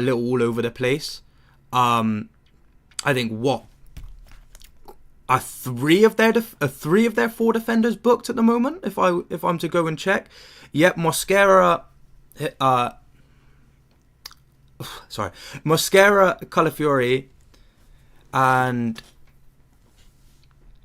Zubamendi are booked. With Hincampe booked as well. Who else is booked? Is it? And it's just Cucurella for Chelsea. But I think having 3 of your 4 defenders booked is very interesting, especially when you look at the bench and they've only got Skelly, White, Lewis Skelly and White on the bench to bring on if they sort of need to shore up the game. I just think Arsenal have been very, very lackluster at creating chances, and they've been very passive when they've had the ball. Whereas Chelsea, although they haven't been very clinical, and again, as I keep saying, I think Esteval should have scored. They've been driving, trying to get the goal. I think again, Pedro, there was a moment there where I think, he should have done a lot better with his pass into Enzo in the box. I definitely think Chelsea have had the better chances, and they've created a lot better chances. I think they've been better defensively as well. I just think they're very rash. I think even with Caicedo off, I think Cucurella could easily get himself sent off, because he's been booked for committing 2 fouls on Saka. He then commits another foul on Saka, and then he's still getting very, very physical with him. And you've already seen that your best player this season has already been sent off, and you're one of the better players in the squad. You also can't afford to get a red card and completely lose this game for you. So I think Cucurella might have to come off the pitch, because he's just not, like, it sounds weird to say, but he's just not letting up on Saka. But I think he's just getting too physical with him, and it's going to result in him getting a second yellow card, and that will put Chelsea out of the game. That with Caicedo and Cucurella both getting a red card, that would see Chelsea well and truly out of this competition. So I think Enzo has to look at that. There's not really anybody else, I think, that's in danger of really getting themselves sent off. But I think Saka could bait Cucurella into a red card. Yeah, I think Saka's been good. I think, he's the one that had the most clear-cut chance for Arsenal. But I just don't think him and Martinelli are really being as direct as they probably could after the second half. I think they could really easily cook you in transition, but I'm just not really seeing it happen. I think obviously there's time for that had to happen in the second half. I think Sanchez has done quite well in goal as well. He's made 2 good saves, obviously, from Martinelli and Saka. He did well to claim one of the corners that Arsenal sort of whipped in. But I think if Chelsea lose this game, there's only one man to blame at the moment, and that's Moises Caicedo, because I just don't really understand what he was doing. I think he's actually was quite iffy this game as well. There were periods of time where I thought he was good, and he was sort of breaking up the play well, but I don't know, he's just so rash. I just think sometimes he just doesn't think, because that tackle's just nuts. The ball had already been played. Moreno would already sort of, you knew he was going to play a one-touch pass. I don't think there was really even any point pressing him. Yeah, no, to be fair, you've played very well with 10 men, I think, but I just think Arsenal just haven't taken advantage of that. And I think that is really just because Reece James is playing like a 2-man midfield at the moment. Yeah, again, like I said, Joe, they're 3 of their 4 defenders are on yellow cards, and they've only got Ben White and Lewis Scaly on the bench. So I think I could honestly see you just having, maybe even bringing Neto off for Garnacho, and just having him run at them, and just having all of your players run at them. Have Pedro just keep playing his physical battles and getting all physical and close to the centre halves, because they're both booked. Calafiori's booked. You keep doubling up on him. Make him make the decision. Esteval now has to just, every time he gets the ball, run at Calafiori, make him make the decision. And yeah, 100%. There's more than one red in this game. I think, again, I've highlighted Calafiori and I've highlighted Cucurella, right? You look at where did Chelsea want the ball? They want the ball out with Esteval. Where did Arsenal want the ball? They want it out with Saka. Both of the fullbacks marking those 2 players are booked. So both, and I honestly, again, think, like I've said, Saka could easily bait Cucurella into a red card. And I think Esteval now just needs to, it's every possible chance he gets to just run at Calafiori and make him make a decision. Because, if you've got someone running at you, you're not always going to make the same decision. Right decision, right? You're not going to make the correct decision every single time. And more often than not, Calafiori is going to have to let Esteval go past him. He's not going to be able to just bring him down because he's not going to risk. I don't think he's going to risk the red card. I honestly don't think that. I think Arsenal now will play very cautious physically at the back, knowing that the defensive options on the bench aren't that great. No Saliba, no Gabriel. Because again, Ben White at centre back, like they basically got two fullbacks on the bench. And I think I read that correctly. I'll go check the bench again just to see if I was mistaken. Yeah, they've got Ben White, Lewis Scaly, Odegaard, Wanyeri, Norgard, Madueke, Gyökeres, Gabriel. So, like, even best case scenario, they would bring Norgard on or Odegaard on and push Rice back into centre back. So they won't risk a centre back getting sent off. So I think Pedro could really sort of just latch onto them and just sort of try bully them and get in physical battles with them because, it could easily lead to a mistake. And I look at your bench. You've got Delap's on the bench again. I've already said I'm not really being impressed with Delap's recent performances. But if he just comes on and just plays shithouse ball up there and just wants to just start scraps on that back line, that could easily work to your advantage. Again, I don't think we'll see Palmer feature today. Obviously, when you look at the two wingers you got on the bench, you're more likely to bring on Garnacho than you are Gittins. I just think, even though I think he played well against Burnley, I just don't see him being the difference maker in a game like this. So yeah, the potential of maybe bringing Delap and Garnacho on could definitely cause some issues for this Arsenal back line. But at the same time, you might even have to sacrifice one of those attacking spots just to bring Santos on and just shore up that midfield. But then, as I say that, I'm not actually 100% sure because Enzo's playing in the 10, and realistically, do you need a 10? Enzo could just come and sit back and just sit next to James in a double pivot and just not play the 10 because they've both got the passing range to find your wingers from basically anywhere on the pitch. They're both excellent at delivering a long ball. So, do you really need Enzo sort of occupying that sort of 10 position? Or could you afford him playing more like a deep line playmaker alongside James just to shore up that you don't get absolutely rinsed in transition when Arsenal come forward? It's definitely something to think about, and I'm going to be very interested in what Enzo does because obviously going off of the Man United game, the only game where you've got a red card, where you've had it in like a sort of a moment where it could change the game. A lot of your other red cards have been when the game's kind of done and dusted. I think of obviously Forest. Who else was there? So Gusto got sent off at Forest. Who else have you had sent off? Someone got sent off. Oh no, there was a red card at Brighton, wasn't there? Which obviously also lost you the game. So I'm interested to see. I am very interested to see how Enzo sort of manages his second half and has to deal with the red card because again, I'm not overly convinced on his game management if I'm being totally honest, but that might be a harsh criticism.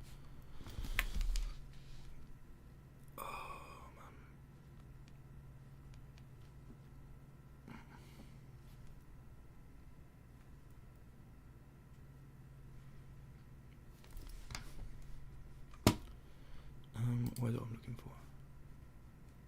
On the second tab.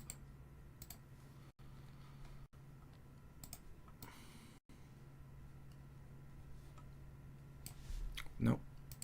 That's not great, is it? That's also not great. I just want it like there. There we go. That's cool. What we seeing in regards to this game?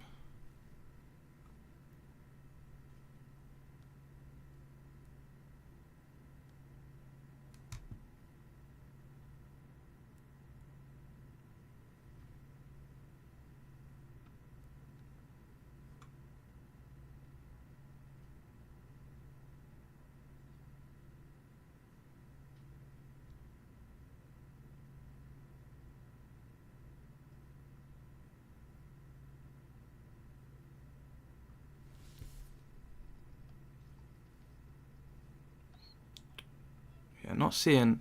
Just trying to get some. Literally, all I'm trying to get is some match reaction to this game on Twitter right now at halftime, and all I'm seeing is people quote tweeting what Paquetá tweeted, because yeah, he's lost his mind. I don't know what he thought of tweeting that.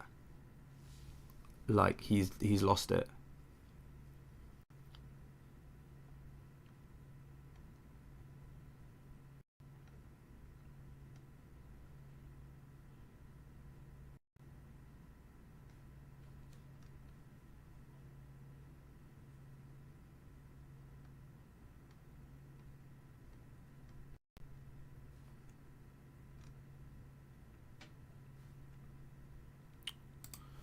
We've got the players coming out for the second half now.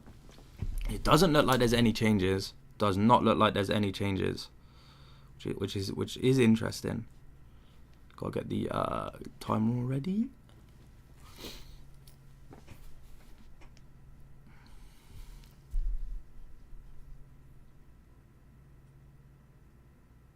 No, Skelly is coming on. Lewis Skelly is coming on, and I'm gonna guess that is for Calafiori.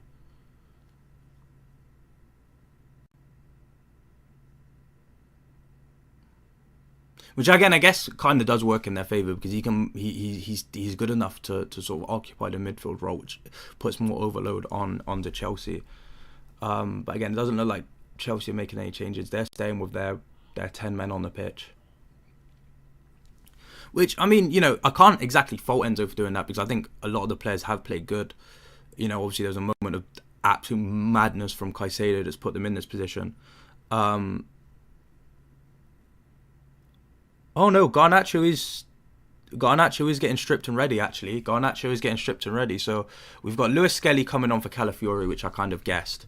Leaving only Ben White on the bench now, in sort of defensive options, unless you want to bring Norgard on and move Declan Rice back, which I think would actually work to your detriment. And then it looks like Garnacho is coming on for Estival. So you've got Neto and Garnacho on the wings now for Chelsea. Estival only gets 45 minutes, which, I mean, like, I think the reason is because he wasn't good enough in the final third. Obviously, he was very good at progressing the ball, but I think in a game like this, given the chance they're in, they're going to need someone that's probably a bit better in front of goal. That being said, they have brought on Garnacho, so you don't really exactly get that. I mean, they've still got two wingers that are quite lackluster in front of goal on the pitch. So yeah, it's an interesting one. But 2 fresh legs now, because it's going to be actually no, it's going to be Neto coming up against Lewis Skelly, isn't it? Now that I think about it. But yeah, second half underway. Chelsea again is underway at Stamford Bridge. Still 0-0. Ball goes long to Pedro. He's been brought down for a foul.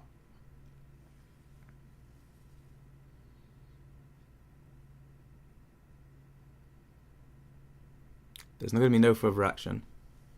I don't think so. There shouldn't be anyway. I don't think there was I think it was a foul, but it wasn't like a bookable offence or a second yellow offence. You look at it come in. Yeah, it's soft. I'd say that's soft, but Pedro's still on the floor.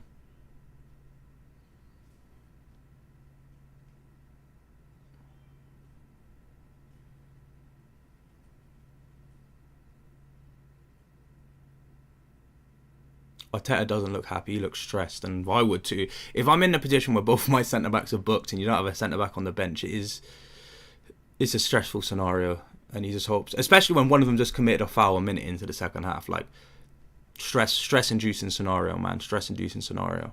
I know that from all my time on Football Manager. Pedro's giving someone an airfall here. I'm not too sure who, but the free kick. Chelsea is set for the free kick with James and Neto stood over it. Does look like they'll whip this one into the box. Reece James over the free kick. He crosses it in. Pedro heads it towards goal, but it is parried away by Raya, and it will be a Chelsea corner. It's a very, very good ball by Reece James. Very, very good ball. Raya comes out to claim it. Sees Pedro gets there first. He heads it towards goal, and Ray is already kind of in the position to just stick a hand out for it and take it out for the corner.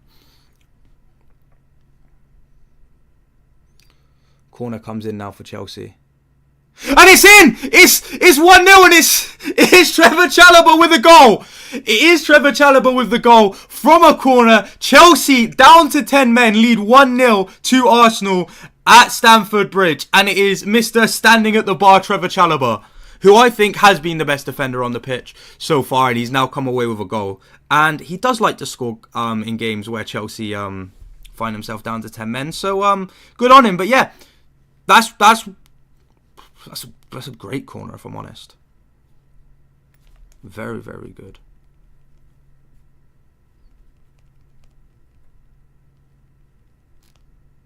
You look at it again, yeah, the corner comes in. Chalobah is in front of Timber, gets to the ball before Rice. He heads it on. Enzo leaves it as the ball sort of comes towards him. Is he? No, he's not offside when the touch comes off Chalobah. The ball finds itself in the back of the net, and I think that goal should stand, and that's Chelsea 1, Arsenal 0. And that's a very, very interesting start to the second half. I was not expecting that. And that all comes from a stupid foul given away by Arsenal. So, you know, it's a very, very interesting game. I don't think anyone's really playing with their head screwed on, if I'm being totally honest. But, you know, 1-0 Chelsea, and now Arsenal really do have to go for it. And that shouldn't be difficult when they're against 10 men, but anything can happen there. Absolutely anything.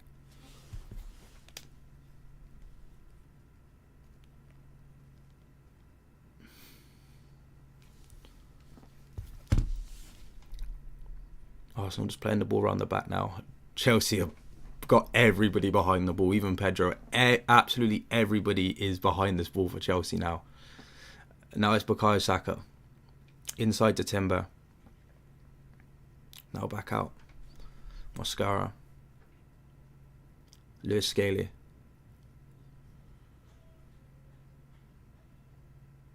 Martinelli now.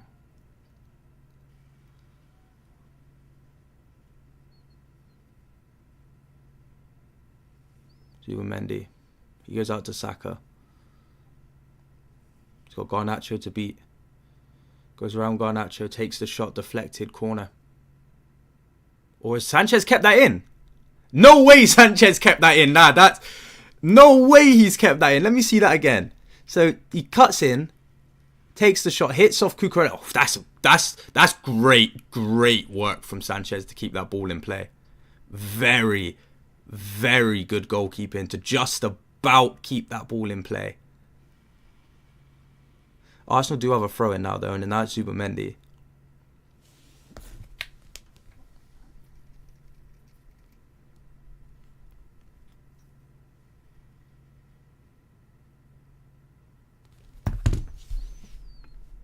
Eze.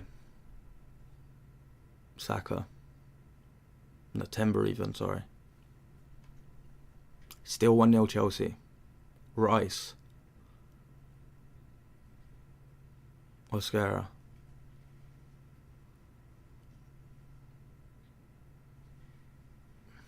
Rice. Chelsea still with absolutely everybody behind the ball. It's Martinelli. He goes back inside. 5 minutes into this second half, and it is 1-0 to Chelsea, despite being down to 10 men.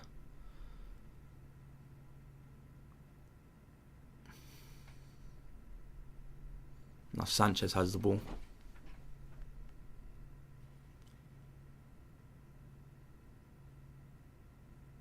And he goes long to Pedro, who tries to flick it on. But it goes straight through to Raya. Arsenal have not reacted to the red card and going down to 1-0 the way I thought they would. But Timber now, to prove me wrong, he cuts it back to Saka, who's met with Garnacho and Enzo Fernandez, and it is eventually hooked and cleared by Trevor Chalobah.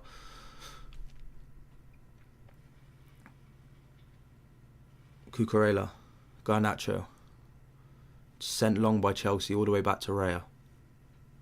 But does go out for a throw-in. And it will be Raya to take the throw-in.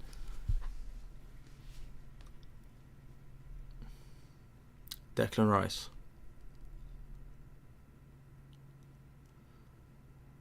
Anthony Taylor stopped the game for a potential head injury to Enzo Fernandez, whose mouth seems to be bleeding, I think, or he's cut his gum or something along the lines of that. Not exactly too sure.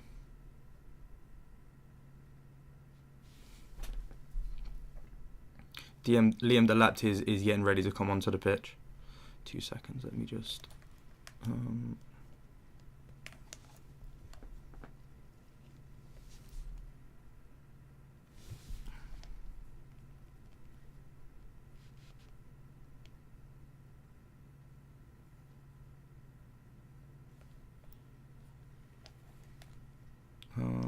actually, let me delete that. I'm literally trying to post something on TikTok right now, and it's an Arsenal coming forward, so I don't really want to miss this now. So I'm going to postpone that. Zubimendi,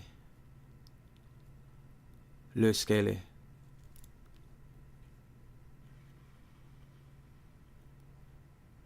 Martinelli. Arsenal again, still just passing around the back. Zubimendi does try to bring it forward now though, and he passes to Saka. Now Mosquera out on the right wing. Saka does a 1-2 with Timber. Timber goes to get the cross in, and it's again claimed by Robert Sanchez, who throws it instantly out to Reece James, who takes it past Skelly. And it is going to be a free kick. I thought he was going to absolutely blister past him. Is Lewis Skelly now been booked? No way. Anthony Taylor needs to be stopped with these yellow cards, because I'm not even 100% sure if I think that's a foul, you know. Actually, yeah. No, never mind. No. I take it back. I do take it back. That is definitely a foul. So now Lewis Skelly's booked. So Arsenal are back straight to square one with basically all of their defenders booked. And João Pedro is now making way for Liam Delap to come onto the pitch, and he could definitely make a difference here. He could 110% make a difference here for Chelsea.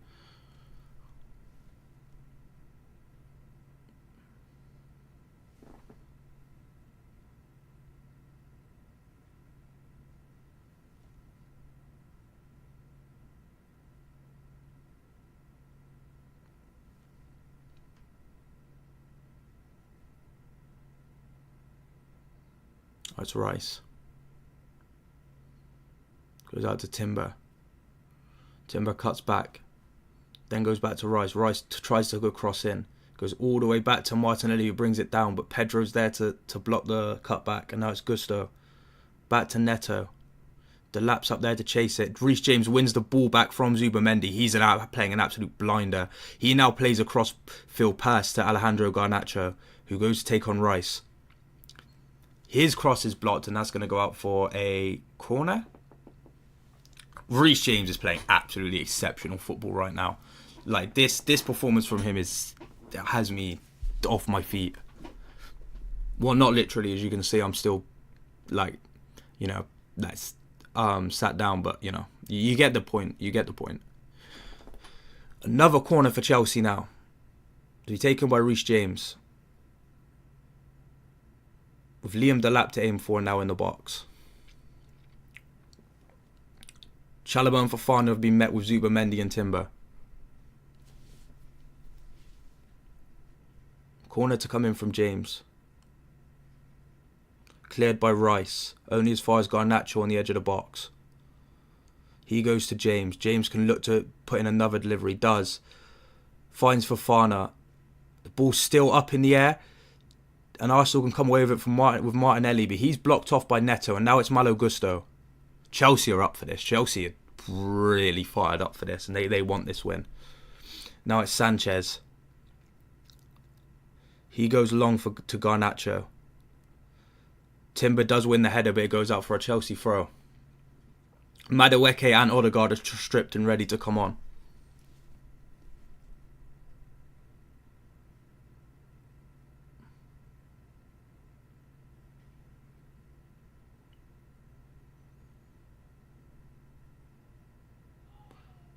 Martinelli coming off for what's his name, Madueke, and Zubimendi comes off for Martin Odegaard. I mean, again, take another player that's on a yellow off is definitely 100% a smart the smart move to make here.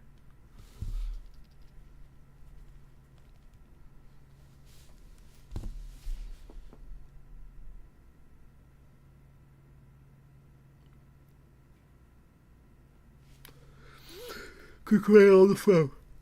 Oh, my bad. Cucurella on the throw. Blooming hell, I'm tired, man.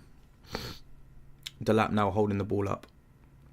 He gets it to Cucurella, but it went out for an Arsenal throw, and there's Timber on the throw. As we approach the hour mark, still Chelsea 1. Arsenal 0 despite being down to 10 man. Eze. Both these teams pulled off very impressive wins in midweek against two very, very good teams. Arsenal obviously beating the best team in the world, Bayern Munich, and Chelsea beating Hansi Flick's Barcelona. You know, obviously I didn't get to experience a fun midweek, as you guys probably know. But both of these teams definitely did. And now we've got Noni Madueke on the ball. He passes it to Odegaard. Odegaard tries to play a pass into the box, but it's blocked by Fofana, and now it's the Lat who tries to release Neto, but it's an overhit pass. And Arsenal have the ball back.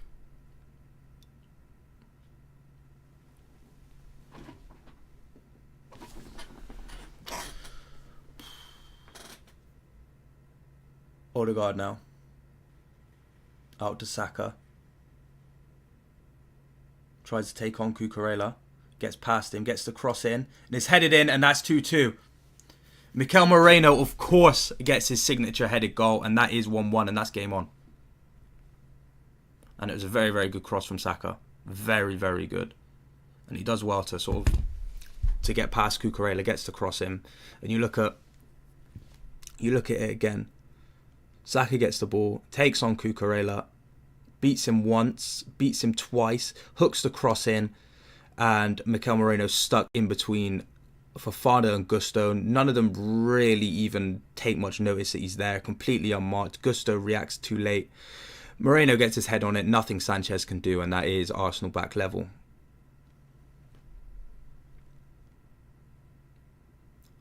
Finally taking advantage of the man advantage, and that is 1-1, and 60 minutes played. You know, we've got potential for a game on our hands now. Chalobah,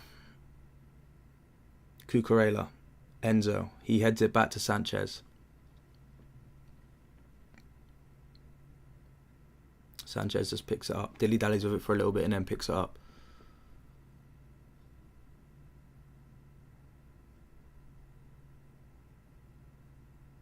Fofana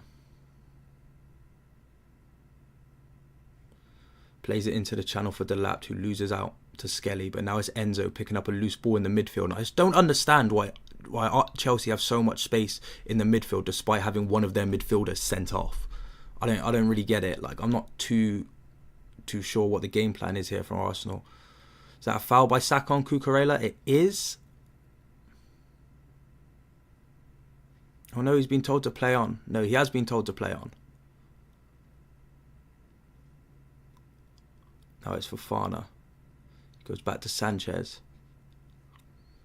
Sanchez back out to Fofana. He's got time to move forward with it. Tries to pass it forward to the Delap, but it is intercepted. And now we've got Moreno passing it to Madueke, who tries to go back inside to Eze, but it's intercepted by Enzo. Now it's the Delap. He tries to win a foul, doesn't, goes over too easily, and Arsenal have the ball back.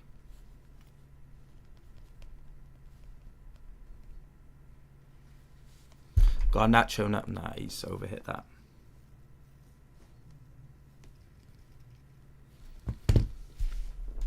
There's panic starting to sort of seep into Chelsea's game now, and they just need to kind of just get their heads back together, and because they were playing very, very well before the equaliser, obviously, and especially down to 10 men, it was quite impressive. But now it's just panic that sort of seeped in, and I actually think the Lap sort of contributed to that. His decision making.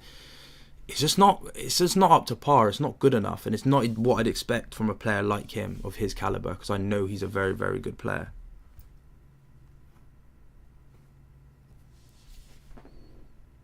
Cross comes in again, saved by Sanchez. And now it's Pedro Neto.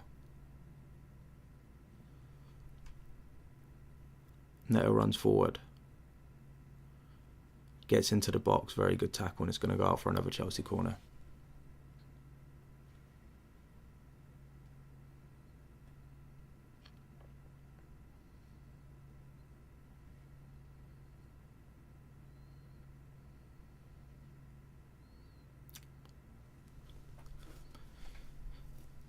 Neto's trying to get the crowd going as he goes out to take this corner for Chelsea. Cucurella comes short. 62 minutes gone now. Still Chelsea 1, Arsenal 1. Cucurella's found himself back into the box. Neto takes the corner, but there's been a foul in the box on Odegaard. He's down holding his head. Not too sure what's happened there in the box.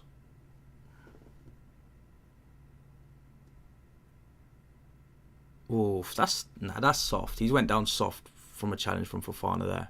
Very, very soft. So the corner will be taken again.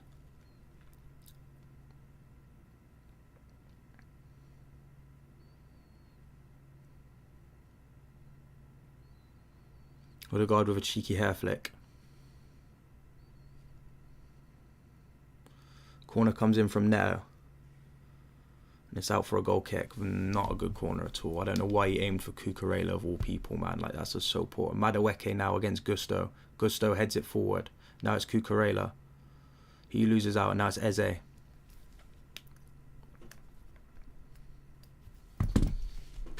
Declan Rice. Madueke.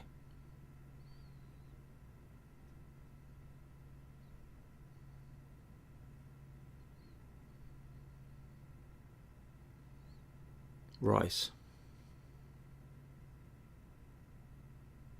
Saka, heavy touch. He's able to keep it on.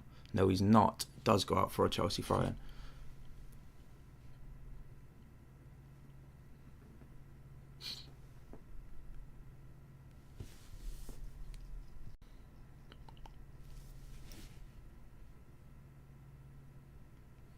Cucurella now to take the throw.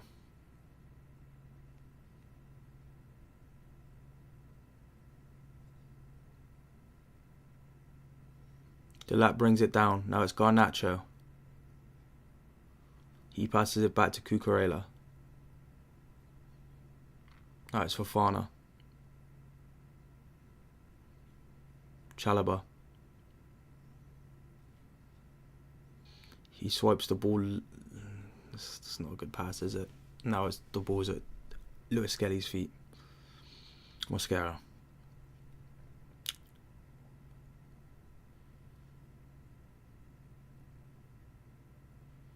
Rice, Nkampe, Madueke, Nkampe again. Now it's Eze. Rich James goes in for the tackle, doesn't win it. And now Arsenal still have the ball and they're coming forward again. Odegaard. He goes to whip the cross in towards Madueke, who heads it. And then it's eventually cleared only as far as Eze on the edge of the box, and Fofana gets himself in the way of it, and he comes driving forward despite being on a driving ban. And now it's Garnacho. Holds off the first challenge from Timber, and he tries to sweep it out wide to Neto, but Madueke gets there first, but Neto still has the ball. He passes it inside to Garnacho, who goes back to James, who knocks it out to Gusto. Now here's Neto. Back to Reece James.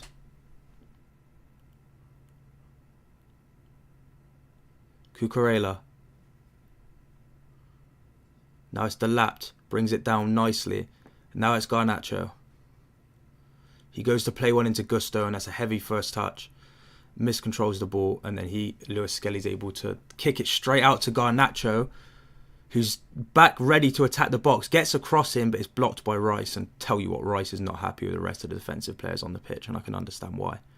Because it's been a very lacklustre performance from Arsenal defensively today.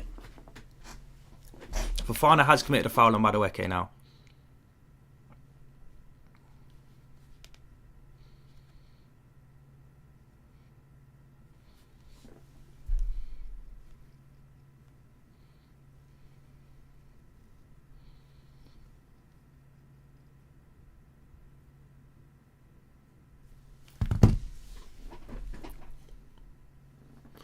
Eze tries to find Madueke, but The pass is covered by Gusto, and now it's Sanchez. He hits one long. Reece James knocks it on. Knocks it on again. But Hecampe is able to retrieve the ball.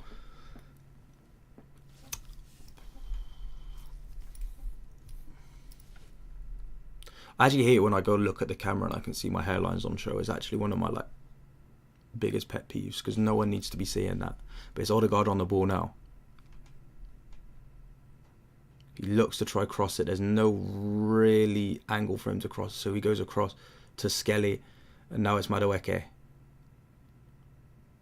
Gusto intercepts his pass, but Odegaard wins it back. Enzo tries to retrieve the ball, doesn't. Now it's Declan Rice.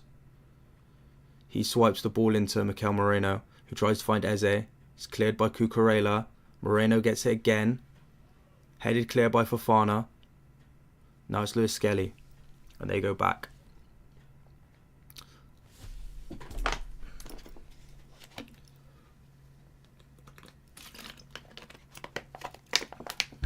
Odegaard. Cuts it back. Mosquera.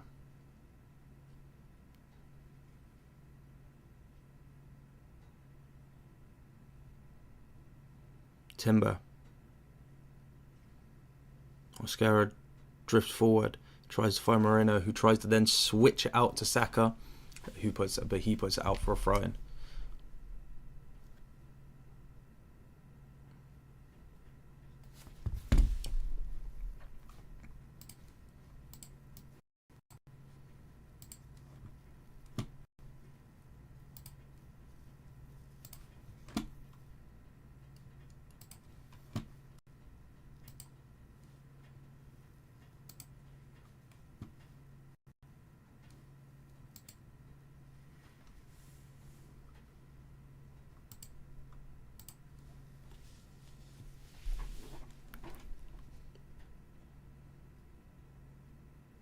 Arsenal have themselves a corner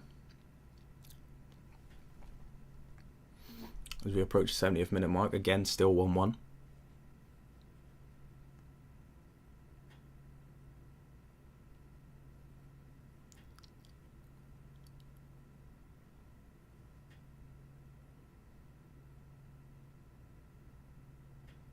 The box is actually, the middle of the box is absolutely empty, only being occupied by Hecampe, and that looks like Enzo, I think. You've got Eze stood on the edge of the box, Madueke just inside, and then you've got Mosquera, Moreno, and Timber all back stick, but Saka puts the corner straight on top of Sanchez. That was a really bad corner. That one was bad. That was really, really bad.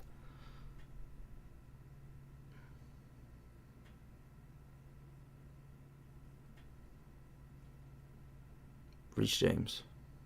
Gusto. Tries to find James, and he does. Blimp, this James performance, man. I'm actually moved, and now it's Garnacho. To run at Timber. Does. Cuts inside. Garnacho. Then knocks the ball to Cucurella. Finds himself in a crossing position. Does cross it back stick. Neto gets a head on it, but it is claimed by Real. But because the thing is, the pass from Gusto to James was actually awful, and I don't understand how he was able to retrieve it and then keep running and then play that pass to Garnacho. And he's done that time and time again today. Reece James has been absolutely exceptional.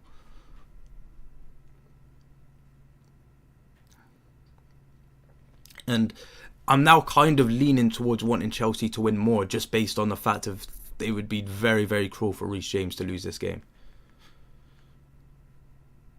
Odegaard. Saka turns Cucurella, gets the shot off, blazes it over the bar. Chelsea goal kick.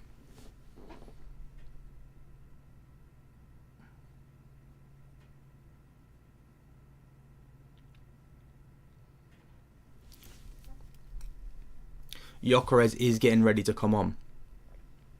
And he'll be coming on for number 10, which is Ebrizieze.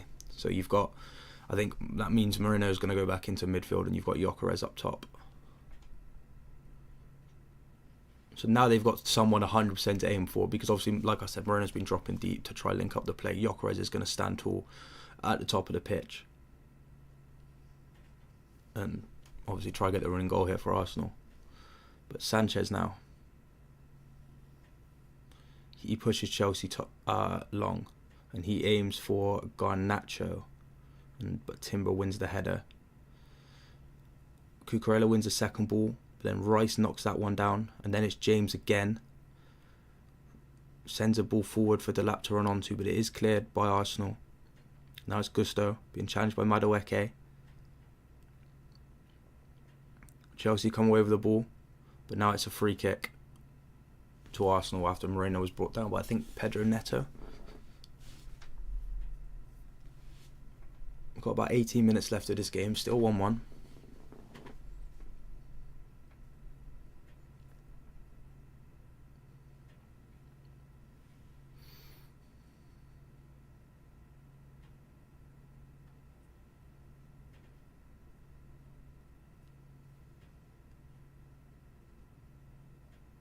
Odegaard.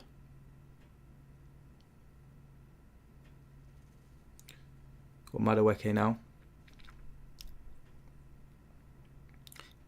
Beats Neto first time, gets the cross in. Cross is dealt with by Cucurella. Only as far as Moreno, and now it's Rice. He hooks one over the top for Saka to run onto, who tries to poke it across for Moreno and Gyökeres arriving, but it is claimed by Robert Sanchez once again. And I think he's had a very, very good game today. Robert Sanchez between the sticks for Chelsea. I mean, I don't think there was much he could do for the goal, but other than that, I think he's been very, very good. I mean, kind of the same for Raya, really. I think both goalies have been good, but I just think Sanchez has had a lot more to do compared to Raya, if I'm being totally honest.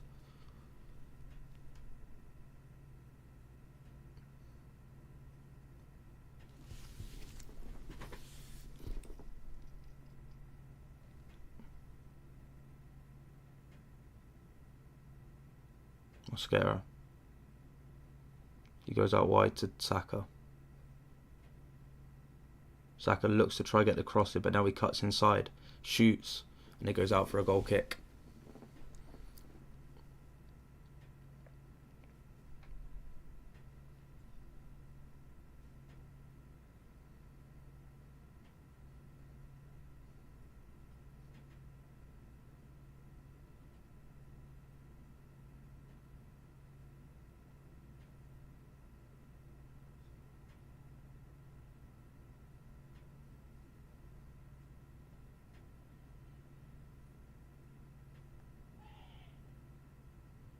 Ball goes long. Rice heads it down. Now it's Saka. Rice. Odegaard. He has the ball now with a lot of space. It's quickly closed down by Enzo, but it's still Odegaard as he comes inside. He tries to pass the ball through to Saka, but it's intercepted by Chalobah. And Chalobah can steam forward now with Garnacho and Delap ahead of him. He tries to find Garnacho, but it's a terrible, terrible pass from Chalobah. Like, I've sung his praises a lot today, but that was woeful.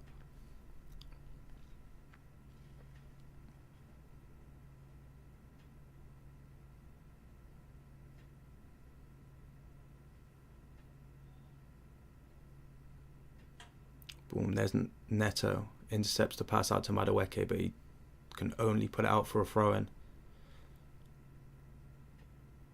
Now it's David Raya. Campe.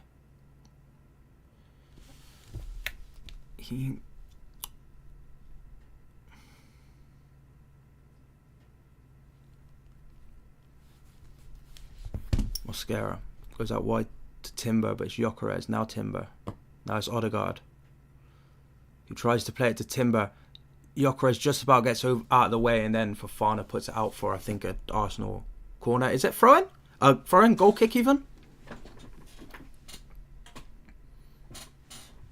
I'm not too sure. Timber didn't look too happy with that decision. Fofana gets a cross. Yeah, it does hit off Timber's leg last. That will be a goal kick.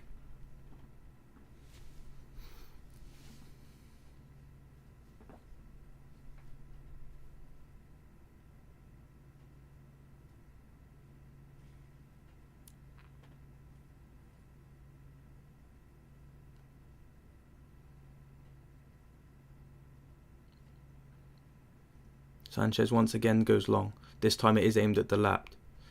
He knocks it down for Enzo, who then gets it to Garnacho, who's now fouled by Timber, who's still the only Arsenal defender that's played today that hasn't received a yellow card.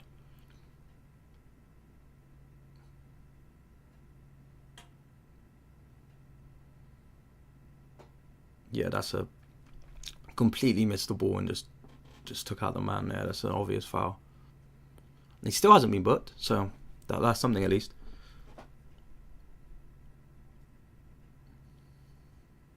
Got Neto and James once again stood over this free kick. Now it's just Neto. Fofana, Delap and Chalobah all in the box waiting for this cross. James is back over there with Neto. Now it's just Neto again. He goes to whip the ball in. It's knocked down by Enzo. And that's cleared by Arsenal. James knocks it back forward. Now it's Cucurella. He finds Delap. Delap shoots! And it's a save by Raya. There's really a half chance there, and it's a good save by Raya.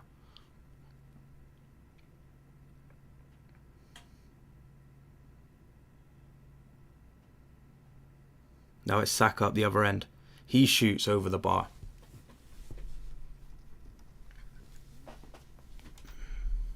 Enzo and Ray have found themselves in a bit of an altercation here. I'm not really too sure why. I'm not too sure why Enzo's still that far up the pitch.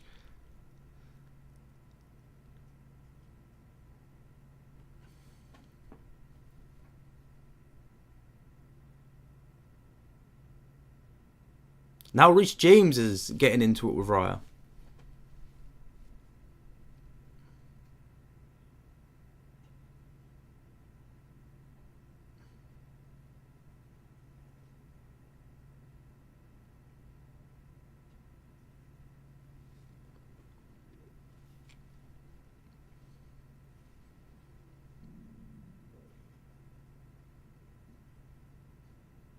Sanchez now with a goal kick. Once again aims at the lap. Brings it down for Enzo, who goes out for a throw-in. Oh, it's a Chelsea throw though. Timber's put it out. Because to be fair, I think the issue is they're aiming for Delap out on the wide left, but you've got Enzo and Garnacho there. So it's just all really, really sort of just tight and cramped. So you're not, if you do win the ball, Cucurella has committed another foul. So that's what, 4 now? 5 for Cucurella? This time it wasn't on Saka though, so I think it was on Timber.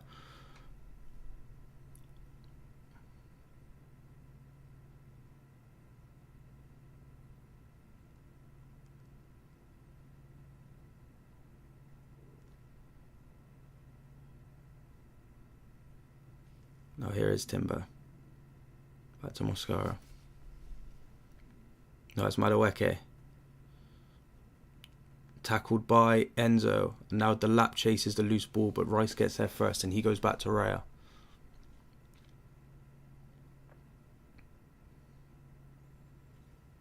Now it's Skelly. He's just wrestled off the ball by Reece James. That's exceptional. Now Reece James has the ball again. He's now tackled by Moreno, but it is given as a free kick. Now this Reece James performance, man, Chelsea have to get something from this, because this is an all-timer I'm seeing from Reece James right now. Oh yeah, it was a foul on Moreno on the lap just before Reece James loses out. James is on the floor though, which is not a good sign for Chelsea fans. But he's back up on his feet, I think. So we've got 9 minutes of mandatory time to play with additional time looming. I'm not actually too sure how much they're going to add on this second half. Can Chelsea hang on? Or have Arsenal got a late winner in the back? Or have Chelsea even got one? Because Chelsea are playing well. The lap knocks it down, but Skelly gets there first. Now it's Raya to hoof it long. Chalobah gets there first though. And now it's Enzo Fernandez. To Garnacho. Now back to Cucurella. Now it's Chalobah. Fofana. He goes all the way back to Raya. He's being pressed by Gyökeres. Raya goes long to Garnacho. City played shit yesterday against Leeds. Second half, thanks for Foden saving us the day. But if we continue this way, I told you, man.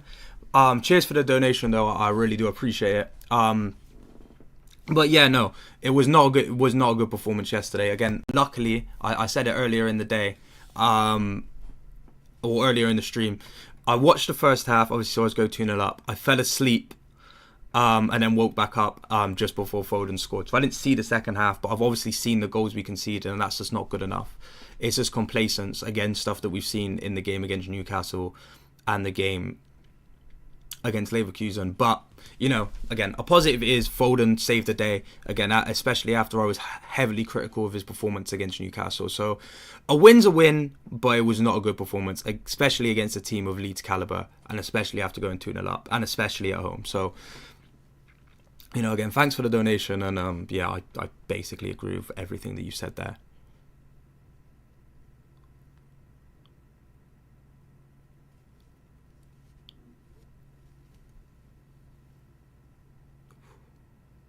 The thing is, though, Arian, like, we're mostly on the same page. Anytime you're in chat, like, I'm always usually on the exact same wavelength with you when it comes to City this season. So, like, and again, with most people that I talk to, I mean, some people do go overboard on their criticisms of some players, but like, to see that we're all mostly on the same page, what must be like, Pep has to see that too. So we definitely need a change, especially because I don't even think we were playing that bad. But then Pep says the season starts now, and then our form is just absolutely atrocious.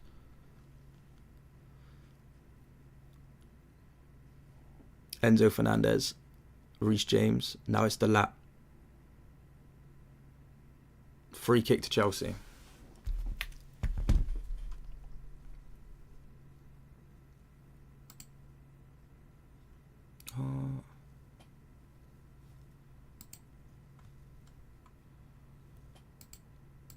What's going on? Oh, this is so irritating.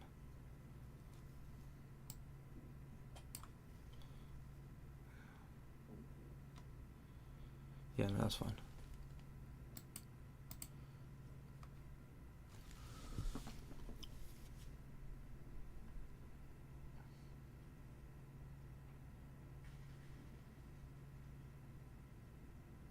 Oh, it's Enzo. He goes to find Garnacho. Garnacho brings it down well. Then he finds Enzo again. And it's a very, very good tackle by Rice. Now it's Lewis Skelly. Got Gusto's well in with a tackle. And now here comes Neto. Chelsea, despite being down to 10 men, are still really attacking with intent. Gusto crosses it in. And it's out for a goal kick.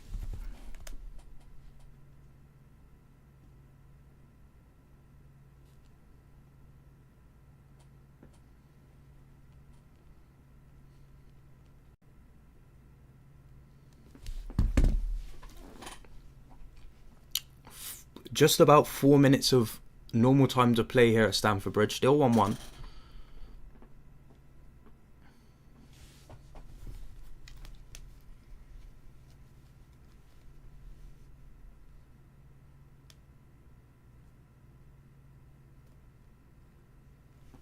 Odegaard now. He whips a cross in, once again claimed by Sanchez. And he goes out instantly to Neto. Chelsea are not done here. Neto, he's got Gusto inside of him, but he keeps running.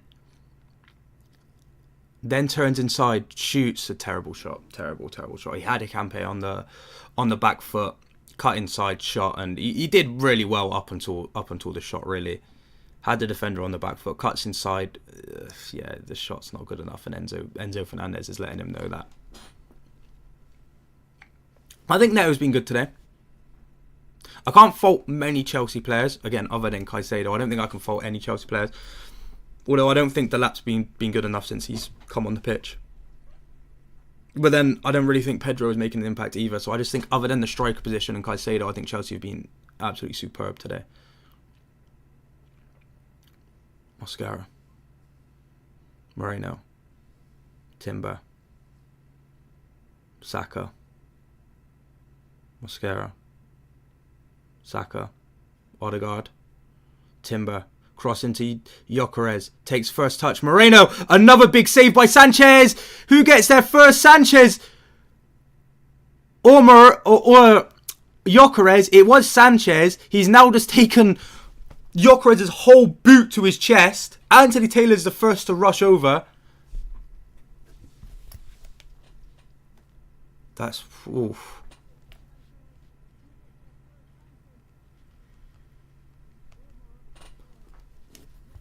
Yeah, that one's going to work. Because he slid in with some intent. And again, it was a good save. Very, very similar to the save he made from Martinelli early on in the game.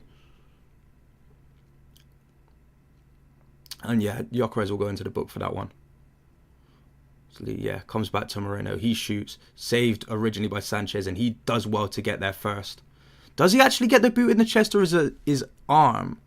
So yeah, he makes a save and then he tops back out for it so he can get there before Gyökeres. Does get there before Gyökeres. Oh, he's took it to the face. He's took it to... Yeah, he's got a bit of the boot to the face there. Yeah, that one is going to work, to be fair. But again, Gyökeres had every right to go for that ball and Sanchez just does really, really well to get there first. And unfortunately, that boot to the face is just a consequence of his determination. Palmer's still injured, I think. I think Palmer's still nursing an injury. He broke his toe, I want to say, last weekend. He broke his toe in training. So I guess, they're still just making sure that it's all fully healed before he gets back into the squad. Because obviously, he was coming off of a hamstring injury before that, I think. So I just don't think they're wanting to risk it, especially when Esteval has been in good form. Again, I don't think he was exceptional today, but, you wouldn't really want to risk injuring Palmer again and then having him out for the whole season. Again, I think they've learnt their lesson from the Reece James situation. But I think, I'm guessing that's why Esteval started and Cole Palmer hasn't featured today. He might get 2-3 minutes at the end, but I can't imagine so.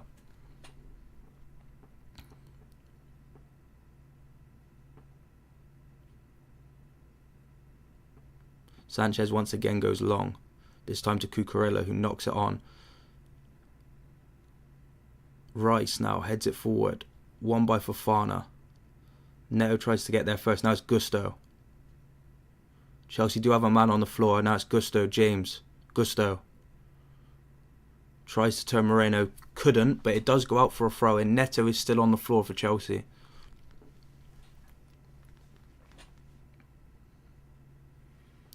We are now approaching the 90th minute, so we are going to find out how much additional time we are going to be seeing. So what actually happened here to Neto? I'm not even too sure. I haven't even really seen what's happened there. They've showed me the replay, but I haven't really had the best look at that.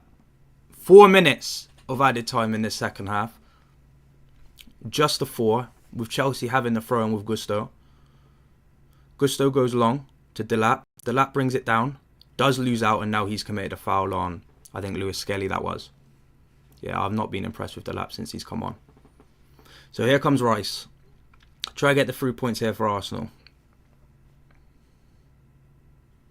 Lewis Skelly. Rice. Odegaard. Mosquera. Campe. Chelsea again with everyone behind the ball. 1 minute of the additional 4 has been played. 3 left. Rice. Where am I from? Oh, 2 seconds. I'll answer that in a sec. Me. What more? I want to answer that question, but I want to look at the camera when I do it. But Arsenal are on the attack. Skelly goes down in the box. Another cross comes in. Saka heads it down. It's poked clear from Chalobah. But yeah, to whoever just asked where I'm from, obviously, born in the UK, born in South Yorkshire. And then yeah, obviously it doesn't sound like I was born in South Yorkshire, but I can assure you that I was born in South Yorkshire. I can get all the documents out to prove it. Not that anyone's that asked, but yeah, I was born in South Yorkshire. Now I live in the southwest, which is a stark difference, really.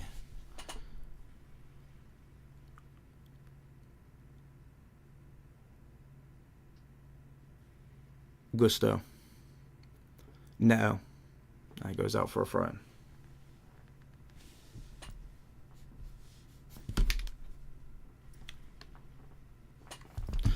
2 minutes to play here at Stamford Bridge. Still 1-1. Declan Rice.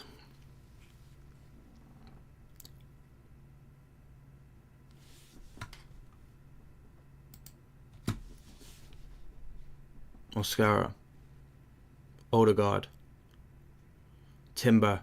He tries to cross it in, but it's blocked by Cucurella and then stabbed away by Fofana. Raya then goes to hit it forward. Does kind of miss kick it, and it looks like it's going to fall for Pedro Neto, who heads it out for an Arsenal throw. 1 minute left.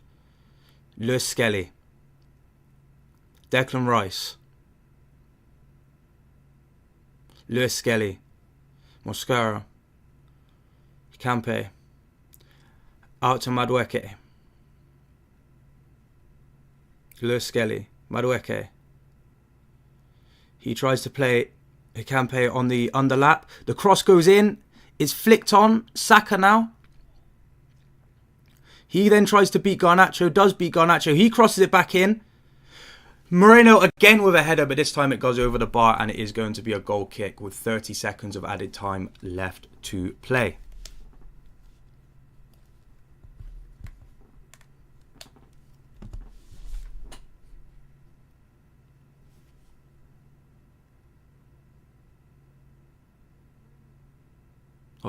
So yeah, the original header was from Timber. He's able to just knock it on. And then yeah, I can imagine this will be game over after this goal kick here from Sanchez.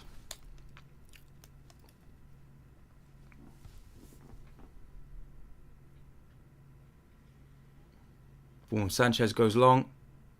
And the whistle blows. It is Chelsea 1.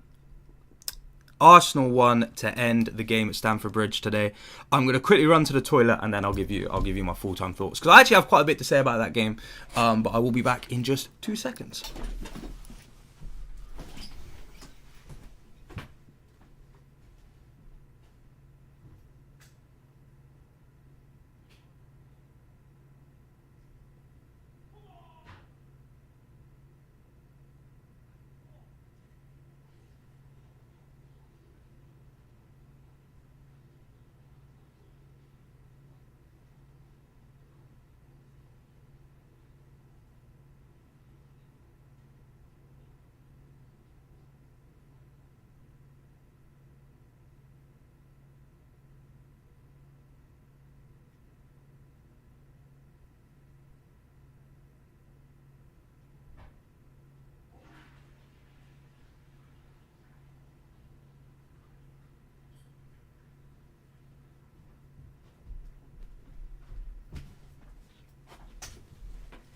Boom, so there we go.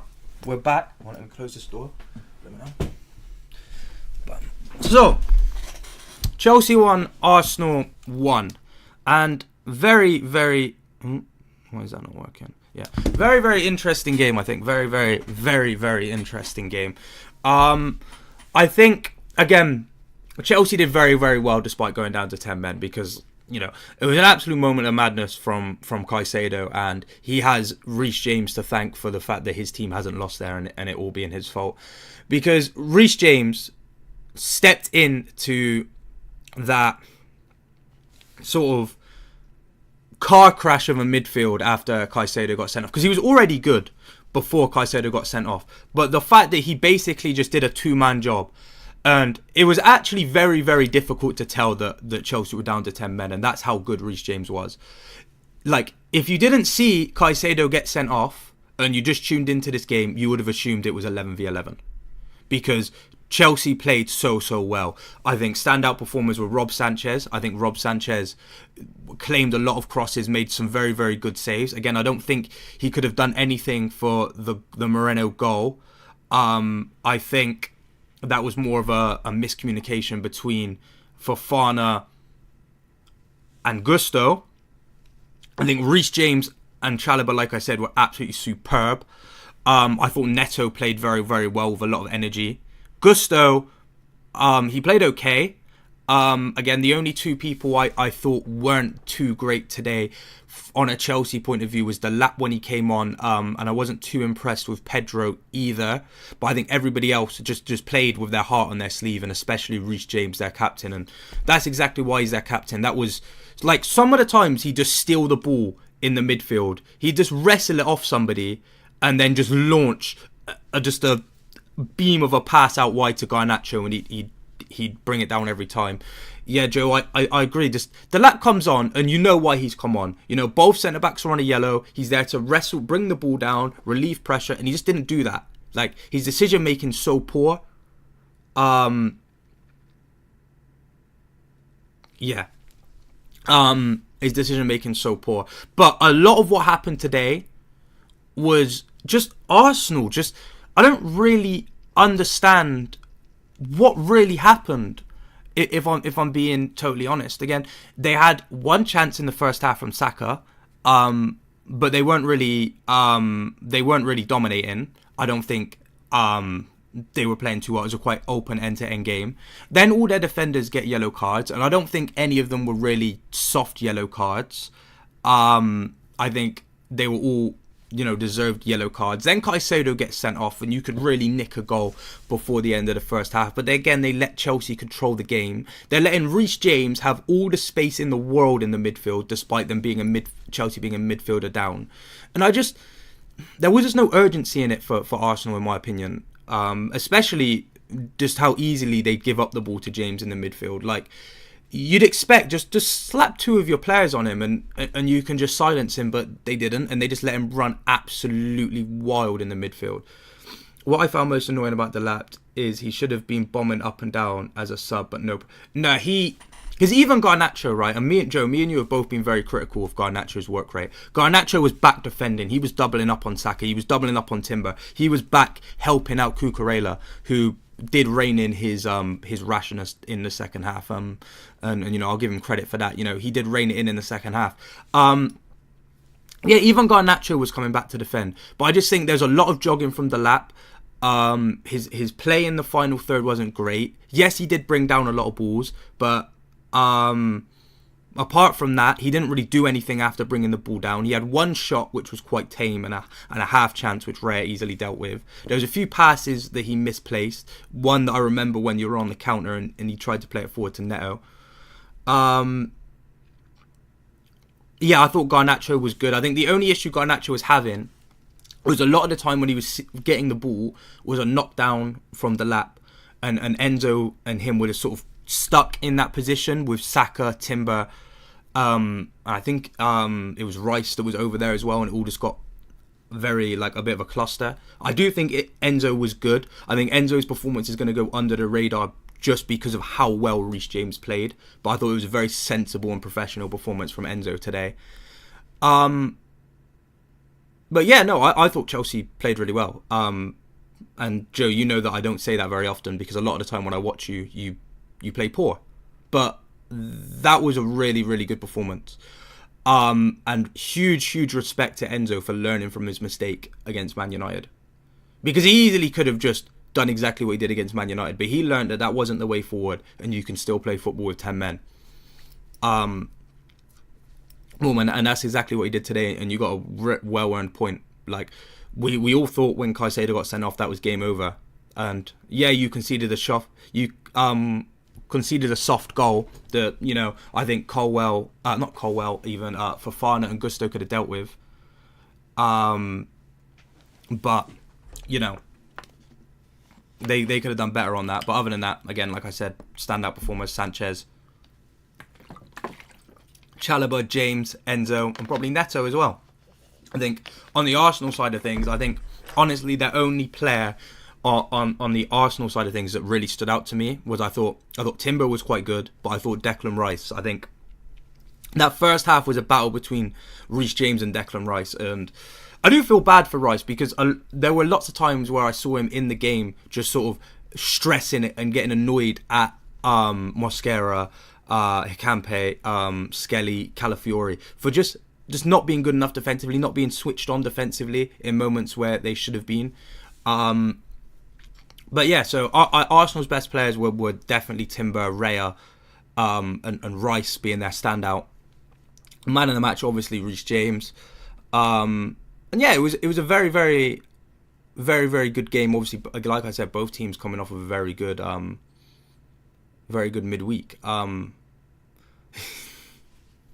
Yeah, I don't think Madueke was good when he came on either. I thought he was dealt with well by Neto and Gusto. Um,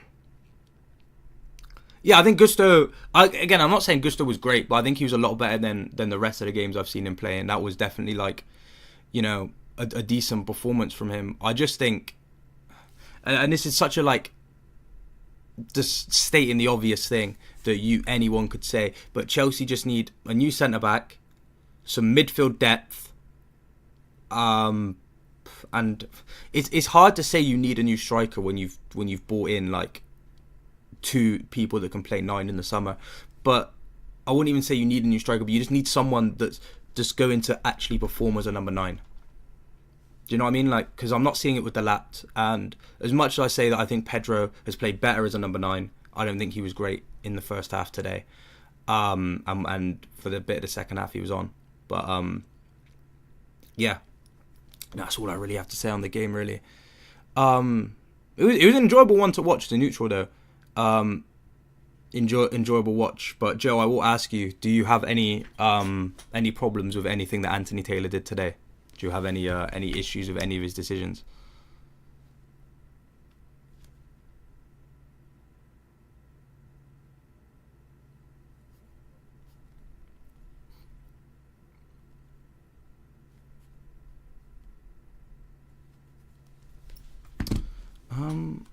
Is there much else on? I think that's that game done. But you know what? I'm gonna end the stream now though, because I actually need to go eat. I'm actually starving. I was so hungry throughout the whole stream, I can't lie. So I'm gonna go eat. Obviously, if you enjoyed the live, do leave a like and keep an eye on my live page. Because of obviously my actual work schedule, I can't always do watch-alongs for City games. But what I'm gonna do is, when I can make a watch along, whether that be for a City game or another Premier League game or a high profile Champions League game, if you look in my live tab, I will be there. I will be scheduling my stream so you can see which watch alongs are coming up. What do you say, Joe? He was okay. I think he got a few wrong and let the game get to his head. Yeah, there were loads of yellows, but yeah, we've all seen worse Anthony Taylor performances. And again, yeah, he probably should have let the game flow a little bit more. I think Zubamendi's yellow was probably soft. Skelly's, I don't think that's a yellow card. It's a foul, but I don't think that's a yellow card. So I think Lewis Skelly, Zubamendi probably shouldn't have been booked. I'm trying to think who else. Let me just look at who got booked before I go. Who else got booked? If I look at the lineups. Cucurella, I think, did definitely deserve to be booked. Calafiori, yep, should have been booked. Hikampe, yep. Mosquera, yep. Zubamendi, soft. Lewis Skelly, soft. He was blowing a few fouls that weren't fouls, and then he didn't blow a few that I thought were nail-on fouls. But yeah, it was a decent refereeing performance, but I just think he probably should have let the game flow a little bit more. Yeah, but I don't really have much else to say. So yeah, again, if you like the stream, do leave a like on the stream and also subscribe to the channel if you haven't already. And I'll see you in my next live stream, which will be, whenever. So keep your eyes peeled on that live